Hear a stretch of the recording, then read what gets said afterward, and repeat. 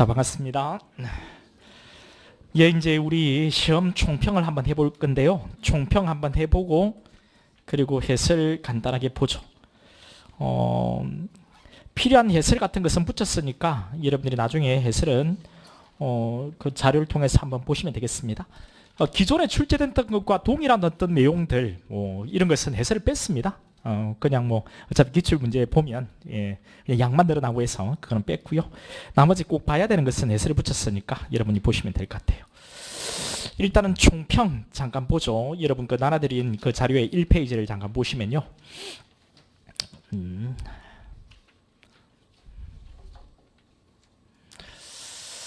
이게 출제 영역 분석인데 그 출제 영역 분석은 이거 제가 옮기게 해가지고요. 칠판을 보지 말고 여러분 나눠드린 그 1페이지 내용을 보시면 돼요. 그 페이지가 없어서 좀 그렇긴 한데 이제 문항수가 있습니다. 출제 영역을 분석한 거 나눠드린 자료 있죠. 여기 잠깐 보시면 거기에 그 1차, 2차를 한번 비교해 보려고 그 1차, 2차를 따로 했으니까 한번 보세요. 맨 앞에 한번 봐보세요. 그 기본권 일반 이론, 그 기본권 주체 있죠. 주체 1차, 2차 전부 다 한 문제씩 나왔고요. 기본권 지향과 한계 1차에서 나왔는데 2차에서 나오지 않았고 기본권 보호 부분이 나왔습니다. 지금 우리가 참고할 수 있는 것은 두 개, 그 올해 두 번에 걸쳐서 출제된 것밖에 없거든요. 그래서 이것을 가지고 우리의 그 경향을 한번 봐야 되는데 이전에 출제가 없으니까 올해 나온 두 개를 가지고 한번 물론 이 두 개를 가지고 완전히 경향이라고 이야기하기는 어렵지만 찾아볼 수 있는 문제가 일단 이거니까 한번 보려고 그러는 거예요. 여러분도 한번 봐보세요. 그러면 지금 일단 올해의 공통분모는 기본권 일반 이론, 기본권 총론이라고 하는 부분이 있죠. 여기에서는 한 두 문제 정도가 나온다는 것을 알 수 있다. 그죠? 1차, 2차하고 전부 다 두 문제가 나왔습니다. 기본권 주체는 되게 중요한 주제라는 것을 우리가 알 수 있다. 그죠? 기본권 지향과 한계 그리고 기본권 보호 부분도 나왔습니다. 자, 요렇게 되었고요. 그 다음에 인간의 조론과 가치 행복 추구권 1차에도 2차에도 다 나왔습니다. 그리고 2차에는 두 문제가 나왔죠. 1차에는 한 문제가 나왔는데 우리 2차에서는 사지 선택형 문제 한 문제 하고요. 박스형 문제가 한 문제 나왔습니다. 거기에 끝세로 들어가 있는 1번은 박스형 문제라는 그런 표시입니다. 그러니까 인간의 조론과 가치 행복 추구도 되게 중요한 주제라는 것을 알 수 있는 거죠. 평등권 1차에 평등권이 왜 나오지 않았을까 좀 의문이 들었거든요. 그러니까 2차에 평등권이 나왔습니다. 평등권이라는 주제도 되게 중요한 주제입니다. 우리 기본서를 보면 바로 알 수 있죠. 엄청나게 중요한 주제라는 것을 이번에 박스형 문제로 나왔습니다. 그러니까 자유권적 기본권, 제가 자유권적 기본권이 다른 직렬에도 엄청 중요하다. 20문제 출제되는 그런 유의 문제에도 한 4문제 가까이 25% 가까이가 출제가 된다라고 했죠. 우리는 더 많이 나올 거다. 왜 통치구조가 빠지고 기본권하고 헌법 총론만 나오니까 자유권적 기본권이 더 출제가 많이 될 거다라고 했는데 이번에 7문제 남았습니다. 자유권적 기본권에서. 그래 앞으로도 여러분들이 자유권적 기본권, 제가 자유권적 기본권 물론 제 말대로 출제한 건 아니겠지만 자유권적 기본권이 6문제는 좋게 나올 것 같다. 내가 이런 이야기는 누누이 했던 건데요. 이거는 다른 직렬을 보고 이야기했던 건데 우리 이번에 7문제가 남았습니다. 7문제. 그 1차에는 자유권적 기본권이 4문제가 나왔어요. 그런데 2차에는 7문제가 나왔습니다. 또 한 문제는 박스 형태로 나왔거든요. 이런 것은 앞으로도 자유권적 기본권은 제일 중요합니다. 제일 중요합니다. 그러니까 반드시 여러분 숙지를 하셔야 되고요. 사생활 자유권은 그렇게 중요성이 높진 않아요. 그런데 1차에는 의외로 두 문제가 나왔죠. 인신의 자유권하고 그리고 정신적 자유권이 중요합니다. 이번에 인신의 자유권, 정신적 자유권 이쪽 부분에 아주 많이 나왔죠. 정신적 자유권은 4문제나 출제됐습니다. 이 부분이 중요하다는 것을 또 감을 잡고 여러분 기준을 잡아서 가셔야 돼요. 모든 문제를 다 맞춰야 되는 거 아니거든요. 이번에 한 70점 가까이도 합격을 한 듯 보입니다. 그리고 지역에 따라서 우리는 대구 경북권은 점수가 높은 지역이잖아요. 대구 경북을 떠난 어떤 지역들 같은 경우는 60점대도 그러면 합격을 했다는 거죠. 백일당 같은 경우에는 아마도 더 낮을 것 같은데 그러니까 모든 문제를 다 맞춰야 합격하는 시험이 아닙니다. 어렵다 이야기하면 그 어려운 대로 점수가 떨어져줘요. 그러니까 이런 분류를 잘 보셔야 되는 거예요. 빈도가 낮은 것은 과감하게 빈도가 높은 부분들 위주로 여러분들이 하실 필요는 있거든요. 그런데 여러분 한 가지 특이한 것이 경제적 기본권 있죠. 재산권, 직업 선택의 자유, 소유자의 권리. 재산권이 1차에도 2차에도 나오지 않았다는 겁니다. 그러면 이게 거의 안 나오는 파트일까? 이거는 아직 모릅니다. 그러니까 우리한테 재산권이 그렇게 크게 경찰한테는 영향이 있는 파트는 물론 아니에요. 그죠? 그래서 내년에도 이런 추세가 유지가 된다면 재산권은 상당히 가볍게 가도 될 건데 아마도 그렇지는 않을 듯 보입니다. 우연찮게 1, 2차에 재산권이 빠진 게 아닌가 이런 생각이 들기는 해요. 근데 일단 내년까지 봐야 되는데 일단은 올해 1차, 2차 전부 다 경제적 기본권은 출제가 되지 않았습니다. 참정권이요.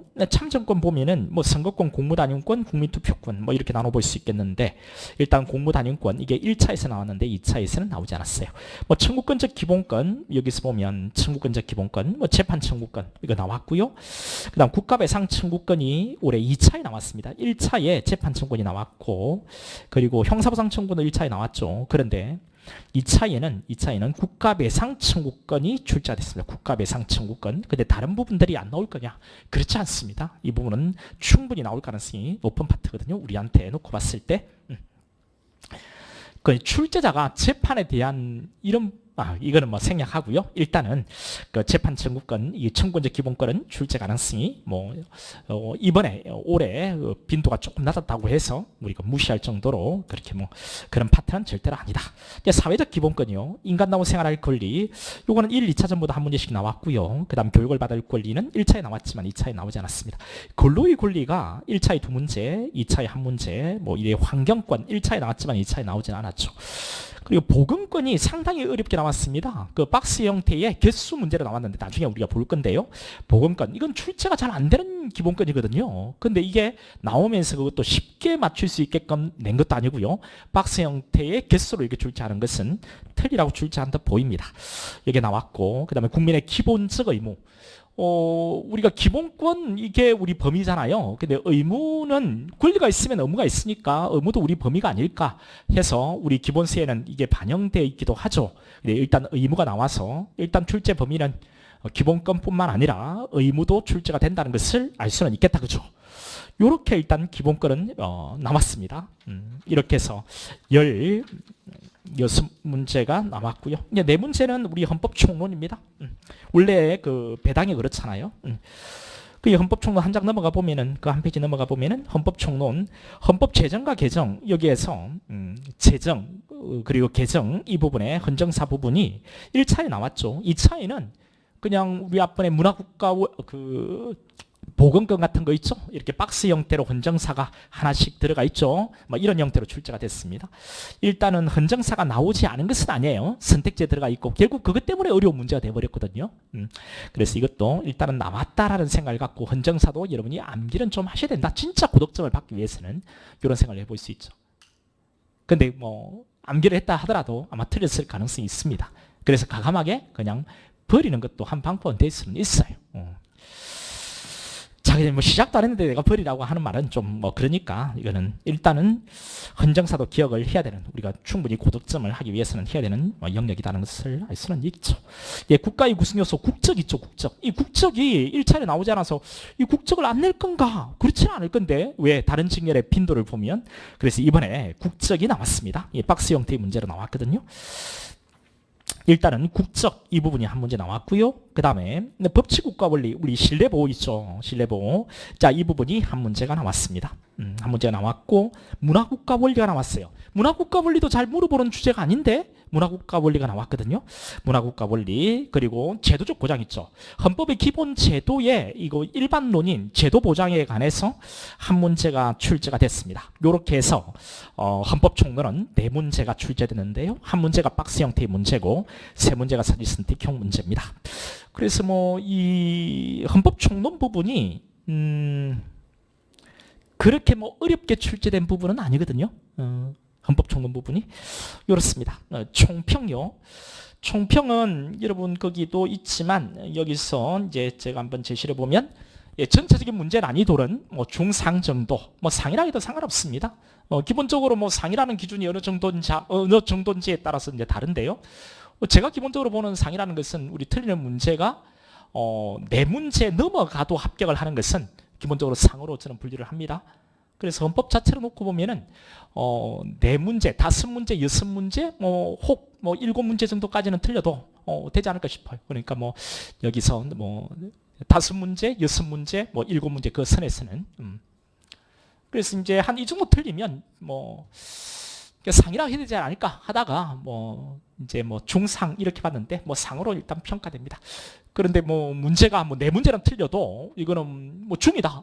요렇게 뭐 기준을 잡는다면 중이겠죠. 그런데 뭐 제가 기본적으로 가지고 있는 기준은 적어도 뭐 내 문제 정도 틀리면 합격이 간당간당하다. 이런 것은 우리가 뭐 중 정도의 어떤 출제다. 우리가 뭐 보통은 60 정도는 기본 문제고 한 80 정도까지는 조금 그래도 공부를 한 사람들이 맞출 수 있는 문제고 최고 난도가 한 10% 이렇게 된다라고 하는 거니까 요런 기준에 입각해서 보면은 뭐 그게 뭐 중요한 건 아니니까 분류가. 이제 박스형 문제가 5문제 출제가 됐는데 그중 개수를 물어보는 문제가 3문제나 출제가 됐습니다. 개수. 그리고 이게 뭐 난이도를 올렸겠죠. 개수를 물어보는 문제가 뭐 3문제나 되면 총 5문제에서 개수를 물어보는 게 3문제니까 이 3문제는 여러분 틀려도 상관없어요. 개수를 물어볼 때. 일단 전체적으로 이야기하기로 하고요. 일단 3문제가 출제된 전체의 난이도를 올리는 데 결정의 역할을 했다고 봐요. 자, 앞으로 개수형 문제 어떻게 될지 모르겠으나 개수형 문제는 기본적으로 한 5개 정도 그리고 그 박스형 문제가 5문제 정도 개수형 문제는 지금처럼 한 30문제 정도로 나올 것 같습니다. 3문제 정도는 나올 것 같아요. 왜 그러냐면 우리 시험 과목이 3과목으로 줄었죠. 그래 실제로 이 앞번 같은 경우에는 제가 듣기로는 동점자가 되게 많아서 이 배수를 잡기가 좀 어려웠다 합니다. 그러니까 이게 배수가 높아지면 실제로 그 다음부터 여러 가지 이 시험을 운용해 나가는데 문제가 있어요. 그러니까 배수를 좀 우리가 1.7배수 이렇게 뽑으려고 하면은 어느 정도 갈려야 되는데 동점자 너무 많이 나와가지고 그러면 문제를 어렵게 할 수밖에 없어서 좀 무리를 하지 않았나 이런 생각은 충분히 볼 수 있습니다. 각 과목들마다 이렇게 어렵게 된 걸 보면. 그래서 난이도를 올리기 위해서는 박스형 개수를 물어보는 수밖에는 사실 없어요. 우리가 충분히 대비를 하니까 이렇게는 뭐 유지가 되지 않을까라는 생각이 듭니다. 안 나오면 더 좋지만 이렇게 뭐 좋은 것도 아니에요. 이게 뭐 사실선택형 문제로 나오면 점수가 올라갈 거니까 결론보다는 뭐 과정과 이유를 묻는 문제가 출제된 이것도 난이도를 높였습니다. 그러니까 현재 결론만 물어본다면 우리가 결론만 암기하면 되는데 지금은 그 과정 있죠. 그리고 이유 이런 것을 물어본다는 거죠. 뭐 또 제안을 했는가 안 했는가 뭐 이런 류의 문제들 나중에 우리 보면서 볼 건데 그러니까 이런 내용이 나오면 어렵습니다. 근데 우리 책이 여러분 잘 보시면요 합헌이다 위헌이다 이렇게 되어 있지 않습니다. 물론 이렇게도 되어 있는 것들 알아야 되는 것들은 이렇게 되어 있지만 우리 책이 그 과정에 있어서 꼭 알아야 되는 표현들이 들어가 있거든요. 그러니까 그대로 준비를 하시고 나중에 어떻게 우리가 공부해야 될지도 제가 고민 많이 좀 해봤는데 그건 추후에 이야기를 하도록 하죠. 일단은 총평이니까 그 결론보다는 과정과 이유를 물어보는 문제가 출제된 난이도를 높였다고 보는 거예요. 이 두 개가 결정적인 이유겠죠. 박스형 문제에 개수를 물어보는 류의 문제 그것도 어렵습니다. 그 개수 물어보는 그 선택지 중에 어려운 것들이 들어가 있단 말이죠. 그리고 결론보다는 과정과 이유를 묻는 문제 이런 것들이 난이도를 올리는 요인이 됐던 것 같아요. 그 다음에 최신 중요 판례 많이 나왔죠. 여기 최신 판례라는 것이 우리 당해 연도의 판례도 나왔습니다. 올해 우리가 신판례 정리할 때 제가 다 해드린 거죠. 예, 거기서 나왔고요. 그리고 뭐 한 3, 4년 거쳐서 나온 거 있죠. 이런 것들은 신판례라고 해야 돼요. 요거는 형사법도 마찬가지입니다. 형사법도 마찬가지고 그 다음에 헌법도 마찬가지인데 최근에 한 3, 4년에 나온 판례 있죠. 엄청나게 중요하다. 이렇게 신판례에 관심을 갖고 있는 출제자는 우리 당해년도 올해 나온 판례도 나왔잖아요. 시험에. 이렇게 낼 수도 있고 앞으로도 신판례는 관심을 좀 많이 가지셔야 될 것 같아요. 그래서 이제 신판례는 이제부터는 제 네이버 밴드 있잖아요. 네이버 밴드에 이번 개강을 하면 다음 주 정도 종강하잖아요. 그 다음 주에 개강할 때부터 신판례를 정리해가지고 매번 나올 때마다 신판례를 올리면서 문제를 만들어서 같이 올려드릴 거예요. 그러니까 네이버 밴드로 들어오셔서 제가 판례 같은 거 이런 것들 매일 뭐 하나 정도 판례 올리고 판례에 봐야 될 문장들 그리고 이것을 지문을 만들어 놓은 것을 올려드리면 이런 것들 가지고 연습을 해보면 여러분들 훨씬 좋을 것 같아요. 그렇게 해서 한번 해볼 겁니다. 이거 내가 안 하면 왜 안 하냐? 막 알겠지? 저도 뭐 인간이다 보니 뭐 바쁜 일 있으면 넘길 수도 있잖아요. 그러니 그거는 매번 이렇게 하면 여러분에게 더 좋을 것 같다는 생각이 들긴 해요. 그래서 이제 매일 판례를 모아보면 벌써 그것만 신판례를 할 거니까요. 충분히 대비가 되겠죠. 또 마지막에 안 한다는 거냐? 그건 아니고요. 마지막에 또 모아서 이제 하고 이제 평상시에도 이런 것을 준비해 보면 더 좋을 것 같다는 생각은 들긴 해요. 일단은 뭐 요 두 개가 어렵게, 그리고 이제 최신 중요 판례에 출제를 했다는 거, 관심을 가져야 된다는 겁니다. 반드시 신판례는 점검하고 시험장에 들어가야 된다는 거죠. 무조건 필요합니다. 이거는 반드시 뭐 그렇게 해야 되는 거죠. 2차 시험도 1차 시험과 마찬가지로 신판례에 강의한 것에서 이거는 뭐 내 자랑인데요. 그다음 신판례에 관심을 반드시 가져야 하지만 커리큘럼을 잘 따라온다면 신판례 부담 내려놓아도 될 것 같습니다. 방금 이제 마지막에 신판례를 잡고 OX까지 여러분 다 풀어보셨잖아요. 예. 그런데도 혹시나 이제 그 전에도 시간 이제 여유를 갖고 차분히 정리하는 것이 뭐 제야 뭐 정리해 드렸다고 하지만 여러분들이 시간에 쫓기면 마지막에 못할 수 있으니까 뭐 그때마다 나온 신판례를 정리해 주면 더 좋을 것 같다는 생각이 들어요. 관심을 갖자는 거죠, 우리가. 기존에 그 자주 출제되지 않았던 영역, 우리 뭐 보건권 같은 거 있죠. 이런 부분들 지문이 다수 출제가 되어서 난이도를 또 올렸습니다. 그러니까 이런 시험일수록 모든 지문을 다 알고 문제를 푼다는 생각을 버리자는 거죠. 그러니까 객관식 문제 여러분이 핵심은 뭐 다 알고 다 지문들을 다 보고 풀겠다 이런 생각하면 안 됩니다. 문제를 다 맞추겠다는 생각, 또 모든 지문을 내가 다 알고 풀겠다는 생각, 이런 것들을 갖고 있으면 안 돼요. 이런 것들이 시험 운용의 기술인데 운용의 기술을 잘 못한 있잖아요. 아유 미안하다. 아유 마음이 아플 건데. 저도 마음이 아파요. 그러니까 한 친구는 또 오늘 아침에 그 이야기했던 친구는 많이 못 풀었다고 합니다. 뒤에 문제를. 그러니까 이제 한참 이제 풀고 나면, 그러니까 이제 앞에 열심히 푼 과목은 그래도 점수가 좀 나왔는데 시간이 부족하니까 뒤에 뭐 남아있는 과목이 2과목이라 되는데 시간이 부족하니 어떻게 그 제대로 실력을 발휘하겠어요? 그러니까 뭐 한 뭐 상당수의 문제를 찍다시피 이렇게 하면 절대로 합격하기는 좀 어렵겠죠. 그러니까 시험 운용의 기술이 진짜 중요합니다, 여러분. 앞으로 이렇게 좀 어렵게 나온다고 했을 때 또 어차피 우리가 세 과목이니까 변별력을 키워야 되거든요. 그래야지 뭐 합격자 배수를 잡죠. 뭐 그렇다면 빡센 문제, 개수를 물어보는 문제가 안 나올 수는 사실 없을 텐데 그런 문제 풀겠다고 뭐 잡고 있는 바보는 어디에 있습니까? 그 문제가 배점이 높습니까? 그런 거 하면 안 됩니다. 아무리 내가 풀 수 있다라고 하지만 어떤 지문에 어떤 내용이 걸려 있을지 모르는데 그런 거 하시면 안 돼요. 그러니까 제낄 수 있는 것들 필요합니다. 그런 연습도 여러분이 좀 해보셔야 되는데 어떻게 하면 그런 연습을 시켜줄까, 이것도 제가 한번 좀 고민이 돼요. 그러니까 한 번쯤 모의고사에 진짜 어려운 것들이 들어가 있어서 이런 것들을 우리 쌤들끼리 다 입을 맞춰가지고 어려운 것들로 집어넣어가지고 이걸 잘 제끼지 않으면 시간 내에 못 푸는 문제에 대한 연습도 한 번쯤은 꼭 해야 된다라고 봐요. 그래서 내가 볼록이한테 우리가 한 번쯤은 우리가 뭐 543이든 우리 학원에 모의고사 있죠. 이런 것들 한 번쯤이면 뭐 아예 시간 내에 뭐 이거 다 풀어서는 못 푸는 문제에 대한 연습도 우리 학원에 모의고사 많으니까 좀 하게 해보는 건 어떠냐라고 한번 해볼게요. 볼록이는 무조건 뭐 우리 민현이도 뭐 아마도 충분히 다 뭐 여러분들 생각하는 마음이 저보다 훨씬 더 있는 사람들이니까 그렇게 할 것 같아요.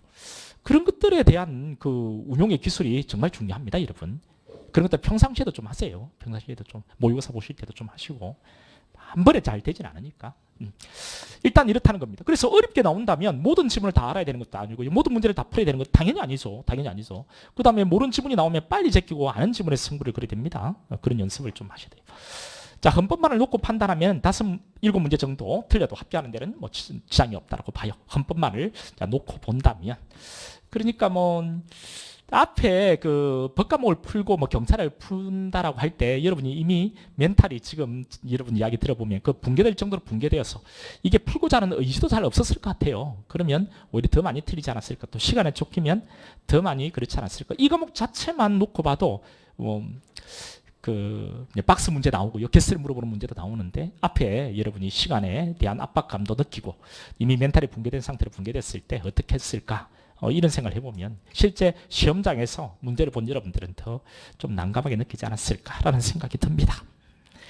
그래서 문제를 이렇게 내는 것보다는 조금 공부한 친구들이 그렇게도 풀 수 있게끔 하는 게 좋지 않을까 싶은데 뭐 형사법보다는 아닙니다. 그리고 경찰학은 제가 잘 모르니까 모르겠고요.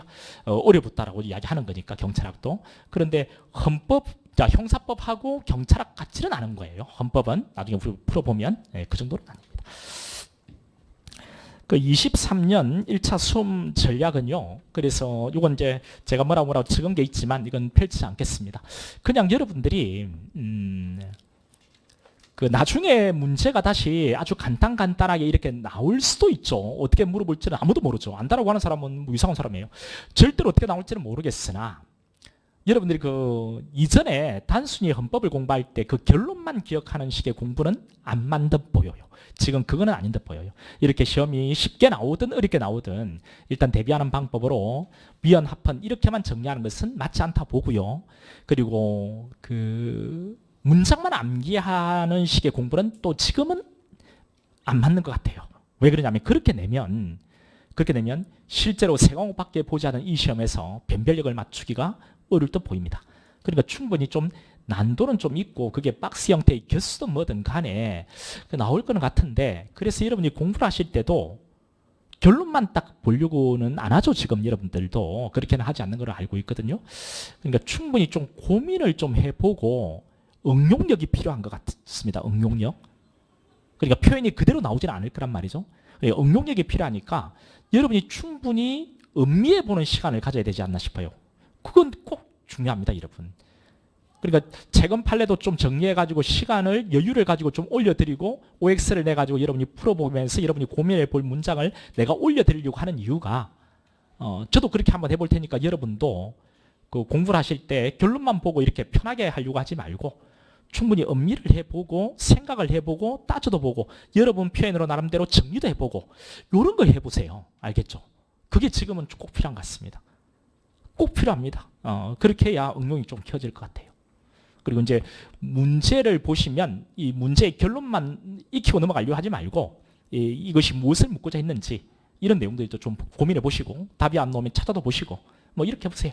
그리고 이렇게 하기가 혼자서 하기가 좀 어려울 수 있으니까 여러분 스터디를 할 수 있으면 해보는 건 좋을 것 같습니다. 그리고 우리 학원이 스터디도 지금 구상을 하고 있고 조만간에 이야기를 할 것 같은데 그래도 참여해가지고 여러분 혼자서 하기는 좀 어려울 테니까 그런 것들 참여해가지고 같이 비슷한 실력을 갖고 있는 여러분들끼리 같이 해나가면 서로 성장을 할 수 있을 것 같거든요. 그런 것들도 활용을 꼭 해보시기 바랍니다. 자, 그럼 이 해설 보죠. 여러분 문제가 있으니까 여러분 문제를 보셔도 되고요. 자, 일단 1번에 뭐 신뢰보호 원칙에 관한 설명 중 가장 적절하지 않은 것은 이라고 되어 있습니다. 여러분 뭐 문제 여기 있고 해설도 있으니까 뭐 그렇게 보셔도 돼요. 자, 신뢰보호 원칙. 자, 1번에 신뢰보호 원칙은 법치국가 원리의 근거를 두고 있는 헌법상의 원칙으로서 특정한 법률에 의해서 발생한 법률 관계는 그 법에 따라서 파악되고 판단되어야 되고 과거의 사실관계가 그 뒤에 생긴 새로운 법률의 기준에 따라 판단되지 않는다는 국민의 신뢰를 보호하기 위한 것이다. 뭐 신뢰보호 원칙에 대한 이야기를 하는 것 같은데 이런 지문은 여러분 그냥 옳은 겁니다. 그 신뢰보호 원칙이라는 것이 법치국가 원리의 근거를 두고 있는 거다. 이 법치국가 원리 할 때 신뢰보호 원칙 그 안에 항목에서 우리가 봤거든요. 헌법상의 원칙이다. 특정한 법률에 의해서 발생한 법률 관계 그 법에 따라 파악되고 판단돼야 되고 과거의 사실관계가 그 뒤에 생긴 새로운 법률 기준에 따라 판단되지 않는다는 뭐 우리가 그런 신뢰를 갖고 있는 거죠. 그렇죠? 우리가 행위시법이니까요. 우리가 뭐 형법도 그렇지만 그러니까 뒤에 생긴 새로운 법률 기준에 따라서 자 이전에 과거의 사실관계가 판단되지 않는다는 거. 지금 현재 이 법이 나에게 적용된다. 그런 신뢰를 갖고 있는 거죠. 나중에 법을 새롭게 바꿔서 이 기준에 따라서 과거의 사실관계 적용하지 않는다는 그런 신뢰를 우리가 갖고 있는 거죠. 그러니까 국민의 신뢰를 보호하기 위한 것이다. 옳은 겁니다. 이런 지문들은 그냥 빠르게 좀 넘어가셔야 됩니다. 이런 부분들에 여러분이 좀 신뢰보호 원칙에 대한 고민을 했더라면 이런 지문들이 좀 더 낫지 않을까 이런 생각이 든다는 거예요. 시험장에서. 아니면 시험장에서 내가 본 적이 없다면 넘어가시면 됩니다. 다음 2번 지문이요. 구매장 및 묘지 등에 관한 법률이 장사 등에 관한 법률로 전부 개정되면서 그 부칙에서 종전의 법령에 따라 설치된 보안시설 신법에 의해서 실시된 보안시설로 보도록 함으로써 국법에 따라 설치 허가를 받은 보안시설 설치 관련의 기존의 법 상태에 대한 신뢰는 이미 보호되었다 할 것이므로 더 나아가 신법 시행 이후 추가로 신설되는 부분에 대해서까지 기존의 법 상태에 대한 보호 가치 있는 신뢰가 있다고 보기는 어렵다. 자, 요거는 여러분 상당히 좀 구석집니다. 이런 판례는 그래서 이것도 내가 좀 잘 모르겠다면 넘어가시면 됩니다. 그러니까 시험장에서 모든 지문을 다 알고 푸는 건 아니거든요. 그러면 지금 이제 이런 게 나왔으니까 뭐 강사들마다 우죽순으로 막 이것저것 막 다 한다고 하지만 난 절대로 이런 이유의 출제를 한다면 잡아내지 못한다고 봐요. 그러니까 이런 것은 항상 시험장에 들어가면 나올 수 있다는 생각을 하셔야 됩니다. 1번부터 여러분 2번 지문은 상당히 어렵습니다. 이런 지문이 툭 나온 것은 제가 뭐 강의한 내용이 아니거든요. 이런 거 어렵습니다. 이런 것들은 제끼고 그 다음으로 넘어가는 게 좀 필요해요. 그래도 됩니다. 웬만한 책에는 다 없는 판례일 겁니다. 이번 판례들은. 일단은 매장 및 묘지 등에 관한 법률이 장사 등에 관한 법률로 개정이 됐다는 거예요. 지금 신뢰보호원칙을 하고 있습니다. 문제가. 매장 및 묘지 등에 관한 법률, 이게 장사 등에 관한 법률로 개정됐다. 그 부칙에서 종전의 법령에 따라 설치된 보관시설, 신법에 설치된 보관시설로 보도록 한다. 국법에 따라 설치를 받은 보관시설 설치 관리인의 기존의 법 상태에 대한 신뢰는 이미 보호되었다. 그렇죠. 그러니까 이전법에 따른, 그러니까 국법에 따라 보관시설, 신법에 의해 설치된 보관시설을 그대로 보도록 하고 있죠. 그럼 신뢰는 보호된 거잖아요. 그죠? 그래서 설치관리인의 기존의 법 상태에 대한 신뢰는 이미 보호되었다 할 것이므로, 더다가 신법 시행 이후에 추가로 설치되는 부분에 대해서까지 기존의 법대로 해야 되는 거냐? 어떻습니까? 그건 아니죠. 이제 새롭게 신설되는 부분까지 내가 기존 법에 따라서 허가를 받았으니까 나는 기존 법대로 나는 할 수 있다는 그런 신뢰가 계속 유지가 돼야 되는 겁니까? 이 신뢰까지 보호돼야 되는 거냐라는 거예요. 그건 아니죠. 그러니까 이전 법에 따라서 설치 보안시설은 신법에 의해 설치 보안시설을 보도록 해서 국법에 따른 신뢰가 이미 보호됐죠. 그러면 새롭게 추가로 설치하는 부분은 신법에 따라서 해야 되겠죠. 새롭게 뭐 신고 같은 거 해야 될 겁니다. 근데 이전에 내가 했기 때문에 계속 추가로 설치할 수 있는 거 아니냐? 이런 신뢰까지 보호돼야 되는 것은 아니라는 거죠. 그러니까 여러분이 이전법에 따라서 여러분이 뭔가 사업을 하실 때, 여기는 뭐 매장 및 묘지에 관한 법률인데, 여러분이 매장 및 묘지에 관한 법률에 대해서 이전에 뭐 신고를 했고 지금 하고 있습니다. 그리고 새로운 법이 신설됐단 말이죠. 개법이 새롭게.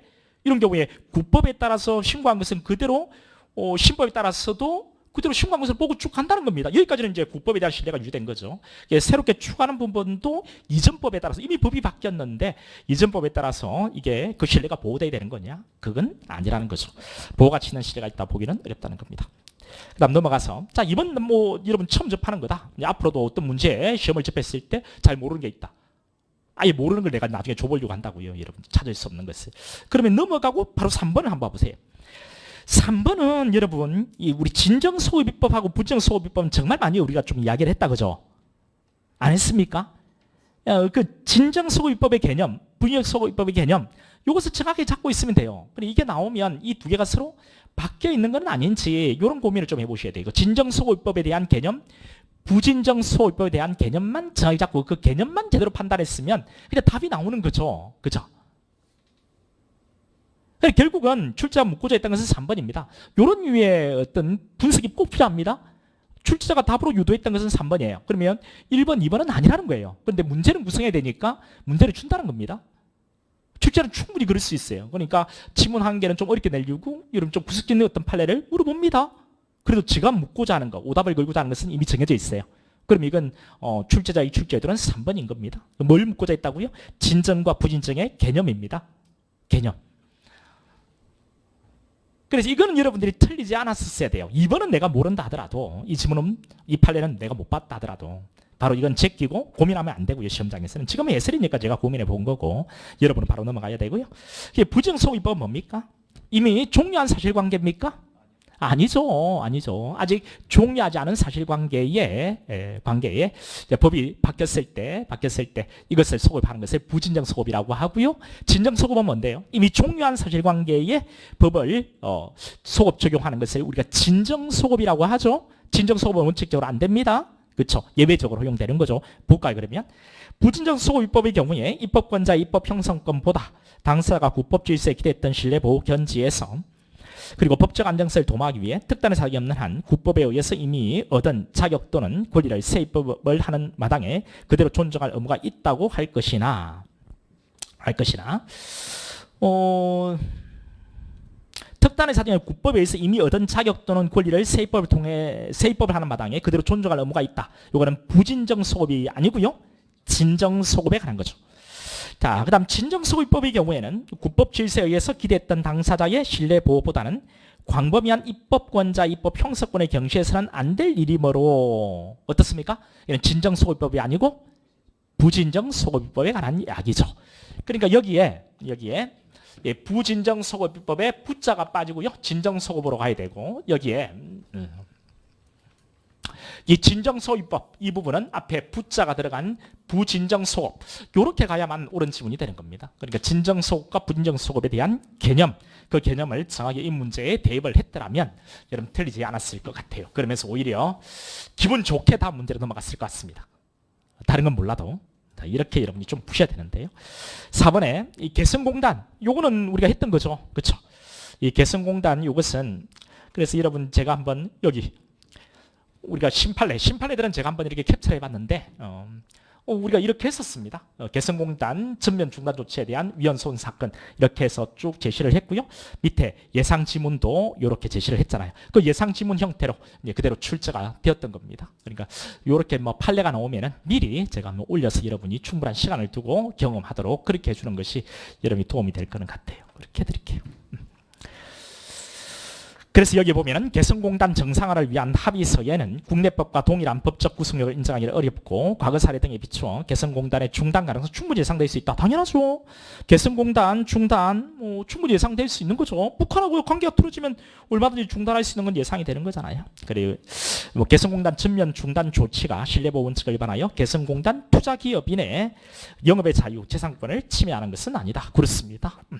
북한하고 상황은 항시 가변적이잖아요. 그러면 이게 신뢰가 보호돼야 되는 것은 아니겠죠. 자, 그래서 1번 문제는 여러분 마지막에 심판례 있죠. 요 개성공단 요거 알고 있는지 물어보는 거지만 사실 심판례도 관심을 가지라는 그런 의미도 있지만 사실 이제 묻고자 하는 것은 3번이었죠. 그 3번의 진정과 부진정에 대한 개념. 요것을 묻고자 했던 겁니다. 그러니까 뭐 강사들은 해설을 하면서 전부 다 이런 거 다 이야기하는데 사실 아무리 강사들이 열심히 해도 이렇게 나온다면 다음번에 뭐 이전의 강사들 중국의 강사들이 열심히 안 했습니까? 많은 내용을 안 했습니까? 충분히 책에 많은 걸 냈습니다. 그렇죠? 이번에 이렇게 나왔으니까 더 한다. 시간 상할 수 없어요. 수험생들이 못 해냅니다. 다음번에도 이렇게 뭐 구석구석 내려고 하면 못 잡아냅니다. 잡아낸다는 게 웃긴 거예요. 어떤 선생은 모의고사에 냈으니까 여러분들이 풀어본다. 에이, 모의고사도 반복적으로 풀어야 한 번 푼다 해가지고 이제 내 것이 된다면 그건 말이 안 되는 소리예요. 그것도 반복적으로 계속 풀어야 되는데 그러기 어려워요, 수험생들은. 거기까지 우리가 고민해 본다면 결국은 내가 알고 있는 지문의 승부를 거는 이런 연습이 필요합니다. 시험 운용의 기술이 훨씬 중요해요. 자, 국적은 볼까요? 예, 국적은 2번 문제예요. 우리나라 선천적 국적 취득에 관하여 북의 혈통주의에서 부모 양계 혈통주의. 자, 국적이 나온다면 이거 나온다. 제가 이야기 안 했습니까? 나온다고 했죠. 이게 제일 중요하니까. 이거는 제가 저만 예상해야 하는 게 아니었겠죠. 내가 들어보지 않았지만 다른 강사도 국적이 우리 시험에 처음으로 나온다면 이 지문이 안 나올 수 없습니다. 그래 1번 지문 자, 기억번 선택지 바로 나왔네요. 그러니까 북의 혈통주의에서 부모 양계 혈통주의 이렇게 바뀌었죠. 이게 평등원칙에 부합하는 거고요. 옳은 거고요. 미연번에 외국인이 국적법상의 기화 요건을 갖추었더라도 법무부 장관은 그 외국인 기화허가 여부에 대한 재량권을 갖는다. 우리 많이 했던 거죠. 재량권을 갖는다고. 그 다음 법무부 장관의 재량이라 했잖아요. 그 다음 디귿번에 외국인이 복수국적을 누릴 자유가 우리 헌법상 행복처분에 의해 보호되는 기본권이라 보기는 어렵다. 그렇죠. 복수국적을 누릴 자유는 기본권은 아닙니다. 다 했던 거죠. 이건 열번에 자, 대한민국 국민으로서 자진하여 외국 국적을 취득한 자는 외국 국적을 취득한 때 대한민국 국적을 상실한다는 국적법 조항이 있는데 이것이 기본권을 침해하는 거냐? 그건 아니죠. 자, 그 다음에 미연번에 국적 회복과 기한은 모두 외국인이 후천적으로 법무부 장관의 허가라는 주권적 행정 절차를 통해서 대한민국 국적을 취득하는 제도라는 점에서 동일하나 이 지문은 기존에 기출된 지문에서 이런 지문은 찾기가 어려워요. 여러분 기출문제 막 뒤져봐도 동일한 지문은 없습니다. 그런데 우리가 했던 게 하나 있죠. 했던 거 항상 체크했던 거. 그렇죠. 이 국적 회복하고 기하의 차이점. 그러면서 막 밑줄 치고 대한민국 국민이었던 외국인인지 대한민국 국민이었던 외국인이 된 건지 아니면 대한민국 국적을 아직까지 취득한 적이 없는 외국인인지 이거다. 그죠. 대한민국 국적을 취득했던 근데 지금은 대한민국 국민이 아닌 그런 외국인은 국적 회복 허가라고 했고요. 아직 국적을 취득한 적이 없는 외국인은 기화라고 했죠. 그렇죠? 그것을 묻고자 했던 겁니다. 구구절절이 많은 말들이 있지만 우리가 강의할 때 이 부분 포인트를 잡았던 것이 그리고 두 개를 비교하면서 페이지도 적어놓고 했던 기억이 나실 거예요. 그죠? 국적 회복 기관은 모두 외국인이 후천적으로 법무부 장관의 허가라는 주권적 행정 절차를 통해서 대한민국 국적을 취득하는 제도라는 점에서 동일하나 기관은 대한민국 국적을 취득한 사실이 없는 순수한 외국인이 법무부 장관의 허가를 받아서 맞죠? 국적 회복 허가는 한때 대한민국 국민이었던 자를 대상으로 한다는 건 옳은 겁니다. 그러니까 이거는 박스 형태의 문제이죠. 그리고 개수를 물어봤지만 이게 그렇게 어렵다라고는 볼 수 없는데 개수 문제 자체가 주는 어려움이 있어서 놓쳤을 수 있습니다. 특히 4번 지문 같은 경우가 여러분이 반복적으로 이런 형태의 지문은 없고요. 각각 포인트를 잡아서 출제된 부분은 있어서 이 부분들을 열심히 계속 돌렸더라면 맞출 수 있었어도 좀 아쉽네요. 이런 문제는 맞춰주면 더 좋았을 텐데. 자, 문화국가원리. 문화국가원리는 자 1번에 우리 헌법상 문화국가원리는 견해와 사상의 다양성을 그 본질로 하며 이를 실현하는 국가의 문화정책은 불편부당원칙. 이거는 쉬운 겁니다. 그죠? 얼마나 많이 했습니까? 문화국가원리는 불편부당원칙. 그 다음 2번에 문화창달을 위해서 문화예술 공연 관람자 등에게 예술 감상에 의한 정신적 풍요의 대가로 문화예술진흥기금을 납입하게 하는 것. 이건 문화국가 이념에 반하는 것이 아니다. 자, 이것은 여러분 우리가 마지막에 문화국가 원리 할 때 여기 공연 관람자의 문화진흥기금 납입하게 하는 문화예술진흥법. 자, 이렇게 해서 우리 요것도 했고요. 그 다음에 찍기 할 때도 우리가 정리를 했던 건데 여러분 일단은 들어가 볼게요. 이걸 뭐 놓쳤을 수도 있어요. 우리가 마지막에 찍기 할 때도 정리했던 건데 여기 비교를 좀 해둘 필요가 있습니다. 문화예술진흥기금 방금 이거죠. 우리 이 사안은 문화예술진흥기금 납부하게 하는 것. 이건 문화국가 이념에 이게 반한다는 겁니다. 자, 문화국가 이념에 반해서 재산권을 침해한다는 것이거든요. 그런데 비교해야 될 것이 영화관 관람객에게 영화 상영관 입장권 부과금 제도가 있습니다. 영화관 관람객에게 영화 상영관 입장권 여기에 부과금 납부 제도가 있는데 요거는 재산권과 영화관 경영자의 직업승의 자유를 침해하지는 않는다고 봤어요. 이 두 개는 비교해서 좀 기억해 둘 필요가 있습니다. 그래서 앞으로는 비교해야 될 것을 좀 더 강조해서 이런 비교를 해줄 필요가 있지 않나라는 생각이 들어요. 그러니까 헷갈리기 쉽거든요. 그래서 이 두 개는 나름대로 비교해서 기억을 해두기 바랍니다. 우리 이번에 시험에 유도되는 요것만 우리가 찍게 했었는데 오히려 이 부분이 그대로 출제가 되어서 혹 이게 출제됐으면 어떻게 했었나 이렇게 뭐 고민을 했었는데 자, 요 부분이 그대로 출제가 되었습니다. 됐죠? 그 다음 이제 3번요. 그러면 난 2번도 잘 모르겠다 하면 3번을 보세요. 여러분 3번을 보세요. 3번에 국가의 문화 육성의 대상에는 원칙적으로 모든 사람에게 문화 창조 기회를 부여한다는 의미에서 모든 문화가 포함되므로 엘리트 문화, 서민 문화 진짜 많이 했던 거죠. 그죠? 이거는 자 대상이 되어야 한다. 옳은 겁니다. 자 그러면 자 2번 지문 내가 잘 모르겠다. 좋아요. 아니 이렇게 하는 것은 앞으로도 문제를 이렇게 풀어야 된다는 겁니다. 이게 자연스러워야 되죠. 어렵게 나오면 더군다나 더 그렇습니다. 어렵게 나온다고 했을 때는 쉽게 나온다는 것은 뭡니까?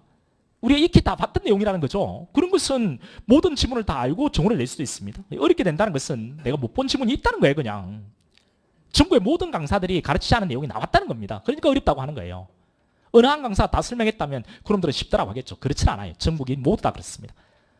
그렇다고 했을 때는 못 본 지문이 있다는 거니까 어렵다는 거거든요. 그러면 앞으로도 어렵게 나온다고 예상하잖아요. 그럼 잘 보세요. 그 문제의 본질. 오늘 설명보다 이게 더 중요합니다. 앞으로도 어렵게 나올 거다라고 강사들이 이야기를 해요. 왜? 세 과목밖에 안 보니까. 그럼 뭡니까? 앞으로 어렵게 나오니까 내가 다 잡아주겠다. 다 시험에 나오는 거 다 설명해주고 다 익히게 해주겠다. 그러면 그거 사기꾼입니다. 그럴 수 없어요. 그러면 아무리 설명한다 하더라도 다시 처음 오는 내용의 처음 오는 문제 지문이 있다는 겁니다. 어렵게 나온다면. 그러면 그때 우리가 어떻게 풀 거냐의 문제예요. 그 연습이 훨씬 중요하다고요. 물론 깊이 있게 우리가 공부하는 연습도 좀 해야 되지만 근데 그 깊이도 양을 넓힌다는 게 아니고 내용을 깊이 있게 한다는 거죠. 이번에 헌법도 대부분 그러니까. 자, 여기도 못 본 지문이 있으면 어떻게 하면 되냐면 운용의 기술. 잘 못 챙기시면 돼요. 내가 좀 못 본 지문이 있다. 자, 일단은 불편부당 원칙 이거는 많이 했던 거죠. 자, 이거는 옳은 거죠. 이번 내 잘 모르겠어. 넘어갔어요. 우리가 찍게도 금방 다 했던 건데 모르겠다. 그래도 넘어간단 말이죠. 그 다음에 3번에 쭉 보니까 뭐 엘리트 문화, 서민 문화 이거 많이 했던 겁니다. 옳은 겁니다. 그 다음에 4번 볼까요? 자, 우리 과외 있죠. 과외. 이건 우리 뭐 다 했던 거죠. 과외 교습을 방지하기 위해서 학생으로 하여금 오로지 학원에서만 사적으로 배울 수 있도록 하는 것. 이것은 문화국가 원리에 위반된다 했죠. 그러니까 이것도 옳은 겁니다. 답은 자, 여기 2번이 되겠죠. 이렇게 이제 문제를 푸는 겁니다. 그래서 이 문제도 그렇게 어려운 문제라고 평가할 수는 사실 없어요. 자, 어렵다고 하는 이유, 잘 보세요. 어렵다고 하는 이유, 못 본 게 있다, 가르치지 않은 게 있다. 강사들마다 공통분모라는 겁니다. 앞으로 어렵게 나온다. 앞으로도 가르칠 수 있냐? 없다는 거예요. 없습니다. 저희가 현실적으로. 그렇다면 소거를 통해서 문제를 잘 풀어야 된다. 이런 결론입니다. 그걸 아는 게 중요합니다. 네, 기본권 주체에 관한 거죠. 주체. 자, 1번에 학교 안전사고 예방 및 보상에 관한 법률에 의해 설립된 학교 안전공제에는 행정관청 또는 그로부터 행정권을 위임받은 공공단체로 공법인에 해당할 뿐 사법인적 성격을 갖는 것은 아니므로 기본권 주체가 될 수 없다. 학교 안전사고 예방 보상에 관한 법률에 의해 설립된 학교 안전공제회입니다. 이것은 사법인적 성격을 갖는 것은 아니므로 여러분 그 공법인에 해당할 뿐 사법인적 성격을 갖는 것은 아니다. 그렇지 않습니다. 사법인적 성격을 가지고 있어요. 따라서 주체가 될 수 있습니다. 그러니까 이번에 모든 인간은 헌법상 생명권의 주체가 되나 자궁의 착상 이전 진짜 이걸 많이 했던 거죠. 초기 배아 어떻습니까? 주체성을 인정하기 어렵다. 옳은 거고요. 자, 3번에 헌법의 법인의 기본권 항유 능력을 인정하는 명문의 규정이 없지만 언론 출판의 자유, 재산권 보장 등과 같이 성질상 법인이 누릴 수 있는 기본권은 법인에게도 적용되는 거다. 그렇습니다. 법인이 누릴 수 있는 기본권은 법인에게 적용된다. 이것도 너무 쉬운 거죠. 야, 옳은 거고요. 자, 4번에 대학 자체의 주체를 기본적으로 대학으로 본다 하더라도 교수나 교수의 주체성이 부정된다고 할 수는 없다. 많이 했던 거죠. 옳은 겁니다. 자, 그러면 여러분 이 지문에서 1번 지문이 나는 좀 그래도 생소하다. 제끼시면 된다고요. 2번, 3번, 4번 다 옳은 거라고요. 그럼 이 1번이 답입니다. 답입니다. 요게 실력이 없는 게 아니고 이렇게 문제를 푸셔야 된다고요. 알겠죠? 자, 그 다음에 5번. 5번이네요. 5번. 5번은 기본권 보호 의무에 관한 겁니다. 자, 1번에 국민의 생명, 신체 안전이 질병 등으로부터 위협받거나 받게 될 우려가 있는 경우에 국가로서는 위험의 원인과 정도에 따라서 사회, 경제적 여건, 재정상 등을 감안하여 국민의 생명, 신체 안전을 보호하기 위해 필요하고 적절한 효율적인 입법, 행정사의 조치를 취해야 된다. 이건 뭐 옳은 거죠. 이건 뭐 의문을 가질 필요가 전혀 없는 거고요. 이번에 담배사업법은 담배 성분의 표시나 경고 문구의 표시, 담배 광고의 제한 등 여러 규제들을 통해서 직접 흡연으로부터 국민의 생명, 신체 안전을 보호하려고 노력하고 있으므로 담배사업법이 국가의 보호 의무에 관한 과소보험지 원칙을 위반하여 자, 청구인의 생명, 신체 안전에 관한 권리를 침해했다 볼 수는 없는 거다. 담배사업법이요? 이것이 과소보험지 원칙을 위반한 거냐? 그렇지 않습니다. 과소보험지 원칙을 위반한 판례를 찾기가 어렵습니다. 어떤 판례가 있습니까? 우리 그쵸, 확성기 그쵸, 선거할 때 침해했다 볼 수 없다. 그렇고요. 3번에 구전원개발 촉진법 2조 1호에서 원전건설을 내용을 하는 전원개발 사업 실시계획에 대한 승인 권한을 다른 전원개발과 마찬가지로 산업통상부 자원장관에게 부여하고 있다 하더라도 이건 최소한의 보호조치를 차지하는 것이라 보기는 어렵다. 우리가 다 심판례 할 때 했던 거죠. 여기. 자, 여기 원자력 발전소 건설을 내용하는 전원개발 사업 실시계획 승인 관련 사건이라고 해가지고 다 정리했고요. 그리고 밑에 예상 지문도 풀었던 거거든요. 그래서 이런 것들은 틀리지 않았을 겁니다. 그 다음 4번요. 대통령은 행정부의 수반으로서 여러분 그 다른 것들은 보여드리지 않고 이런 것만 보여드리는 이유가 심판례 그거 걱정하지 말라고요. 심판례 우리가 다 했던 것이 이렇게 나왔다는 것을 보여드리는 겁니다. 여러분이 다 받은 자료일 거예요. 대통령은 행정부의 수반으로서 국가와 국민의 생명과 신체 안전 보호 의무를 충실하게 이행할 수 있도록 권한을 행사하고 직책을 수행해야 하는 의무를 부담하므로 국민의 생명이 위협받는 재난사항이 발생한 경우에 직접 구조활동에 참여하여야 하는 등 구체적인 특정한 행위 업무까지 발생한다 볼 수 있다. 없죠, 여러분. 이게 세월호 사건이잖아요. 그렇죠? 이것도 심판례입니다. 여기 우리 대통령의 생명권 보호무 위반 여부라고 해서 우리가 했던 건데 마지막에 이제 예상 지문 그대로 출제가 된 거죠. 우리 세월호 사건입니다. 그 대통령이 그 직접 가가지고 애들 뭐 건지고 뭐 이런 거 하는 건 아니잖아요, 그죠? 예. 예, 여기 직접 구조활동에 참여해야 하는 등 구체적이고 특정한 행위 의무까지 발생한다고 볼 수는 없는 거죠. 그죠? 그 다음 제도적 보장, 제도 보장. 제도 보장 문제 한번 보죠. 제도적 보장은 주관적 권리가 아닌 객관적 법 규범이라는 점에서 기본권과 구별되기는 하지만 헌법에 의해서 일정한 제도가 보장되면 입법자는 그 제도를 설정하고 유지할 입법 의무를 지게 될 뿐 아니라, 그렇죠? 우리 제도 보장이라는 것이 어떤 제도를 법에다가 딱 헌법에다 보장을 해두는 거죠. 그러니까 헌법에 보장을 했으니까 입법자는 입법 의무를 지게 되죠. 헌법에 규정되어 있기 때문에 법률로도 그 제도 폐지할 수가 없는 거죠. 우리 했던 거죠. 제도 보장의 의미잖아요. 비록 내용을 치안하더라도 본질적 내용은 침해할 수는 없게 되죠. 왜? 헌법에 규정되어 있으니까요. 자, 이번에 제도적 보장은 객관적 제도를 헌법에 규정하여 당의 제도의 본질을 유지하는 것으로서 헌법 제정권자가 특히 중요하고도 가치 있다고 인정되고 헌법적으로 보장할 필요가 있다고 생각하는 국가 제도를 헌법에 규정함으로써 장래의 법 발전, 법 형성 방침과 범죄를 미리 규율하는 데 있다. 그렇습니다. 제도적 보장이라는 것은 이것도 어려운 지문이 아니죠. 3번에 재판 청구와 같은 절차적 기본권은 원칙적으로 제도적 보장의 성격이 강하기 때문에 자유권적 기본권의 경우와 비교하여 볼 때 상대적으로 축소된 입법 형성권. 예, 이거 아니죠, 여러분. 우리 재판 청구는 어떻습니까? 절차적인 기본권이죠. 우리 재판 청구권 이것도 많이 했던 건데, 그죠? 이건 재판 청구권, 이거는 절차적 기본권이고 제도 보장 성격이 강하죠. 제도는요, 얼마나 많이 했습니까? 입법자에게 폭넓은 입법 재량이 인정된다라고 했죠. 제도를 구성하는 것은 그러니까 축소된 입법 형성권 인정된다. 아니죠. 확대된, 됐죠? 넓은 입법 형성권이 인정이 되는 겁니다. 이게 틀리죠. 이게 답이에요. 그러니까 여러분이 모르는 지문이 설령 있다 하더라도 자, 그 다음에 4번 볼까요? 지급 공무원 제도는 지방자치제도, 복수정당제도, 혼인제도 등과 함께 제도 보장의 하나로서 이런 일반적인 법에 의한 폐지나 제도 본질적 침해를 금지한다는 의미의 최소 보장 원칙이다. 얼마나 많이 했습니까? 제도 보장은 최소 보장이라. 최소 보장. 됐죠? 최소 보장. 이런 기본권의 경우에 과잉금지 원칙에 따라서, 그렇죠? 우리가 과잉금지 원칙이 있죠? 기본권 제한할 때는 과잉금지 원칙. 제도 보장은 뭐 최소한 보장 원칙. 됐죠? 대조되는 것이다. 옳은 겁니다. 자, 이번에 여러분 그 중간중간 잠깐 내가 코멘트를 한다면 어렵다라고 하는 것은 기존에 나왔던 지문 형태가 아닌 지문들이 보입니다. 헌법도. 그러면 앞으로는 다 잡아낼 거냐? 아니라니까요. 모든 강사들이. 그 말도 안 되는 소리예요. 아니라니까요. 그래서 여러분들이 어떤 제도를 하나 공부할 때도 조금 음미를 해보시면, 좀 이해를 해보고 좀 따져보고 생각을 해보시면, 예, 표현들이 약간 바뀌어도 그 가장 핵심적인 내용은 동일하거든요. 그래서 여러분들이 조금 더 읽어내는 힘이 좀 더 커지지 않을까라는 생각이 드는 거예요. 그것이 앞으로 공부해야 될 방향이지 않을까. 그러면 이 방향을 어떻게 잡아줄까? 요 고민에 스터디가 도움은 되겠다. 볼로기하고 고민 끝에 내린 결론이 그렇습니다. 여러분이 이야기해 볼 수 있고 뭐 정리해 볼 수 있고 하는 계기를 가질 수 있으니까요.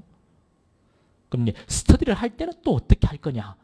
이런 고민 이제 그 다음으로 이제 제가 드는 건데, 이거는 나중에 설명할 때 제가 생각 정리된 거 있으면 여러분에게 이 방법이 제일 좋은 방법이겠다. 지금 계속 고민을 많이 해보고 있거든요.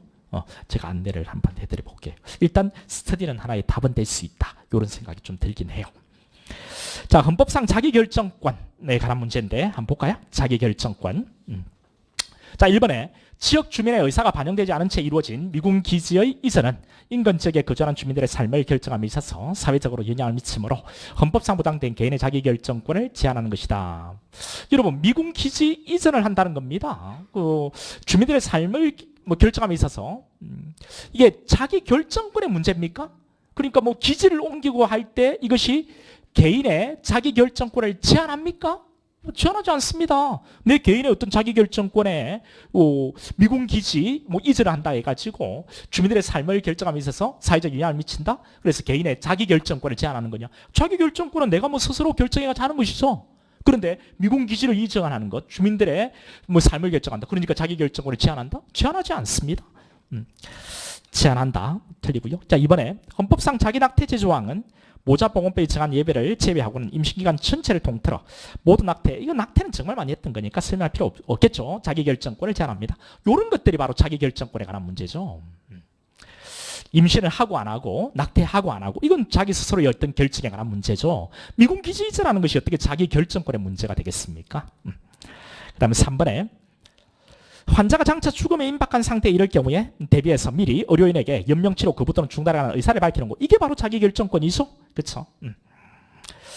자, 인간의 존엄과 가치를 지키기 위해서 연명치료 거부 또는 중단을 결정할 수 있는 것이고, 위 결정은 헌법상 기본권이 자기결정권 한 내용으로 보장이 되나 입법자에게 연명치료 중단에 관한 법률을 제정할 입법 의무까지 인정되다 보기는 어렵다. 뭐 이걸 많이 했던 겁니다. 그죠? 옳은 거고요. 그다음 4번에 이것도 많이 했던 거죠. 자도소조 구입 명령제도 말입니다. 이것은 어떻습니까? 여기에 자신의 의사에 따라서 자유롭게 상품을 선택하는 자기결정권, 이거 제한하죠. 침해입니다.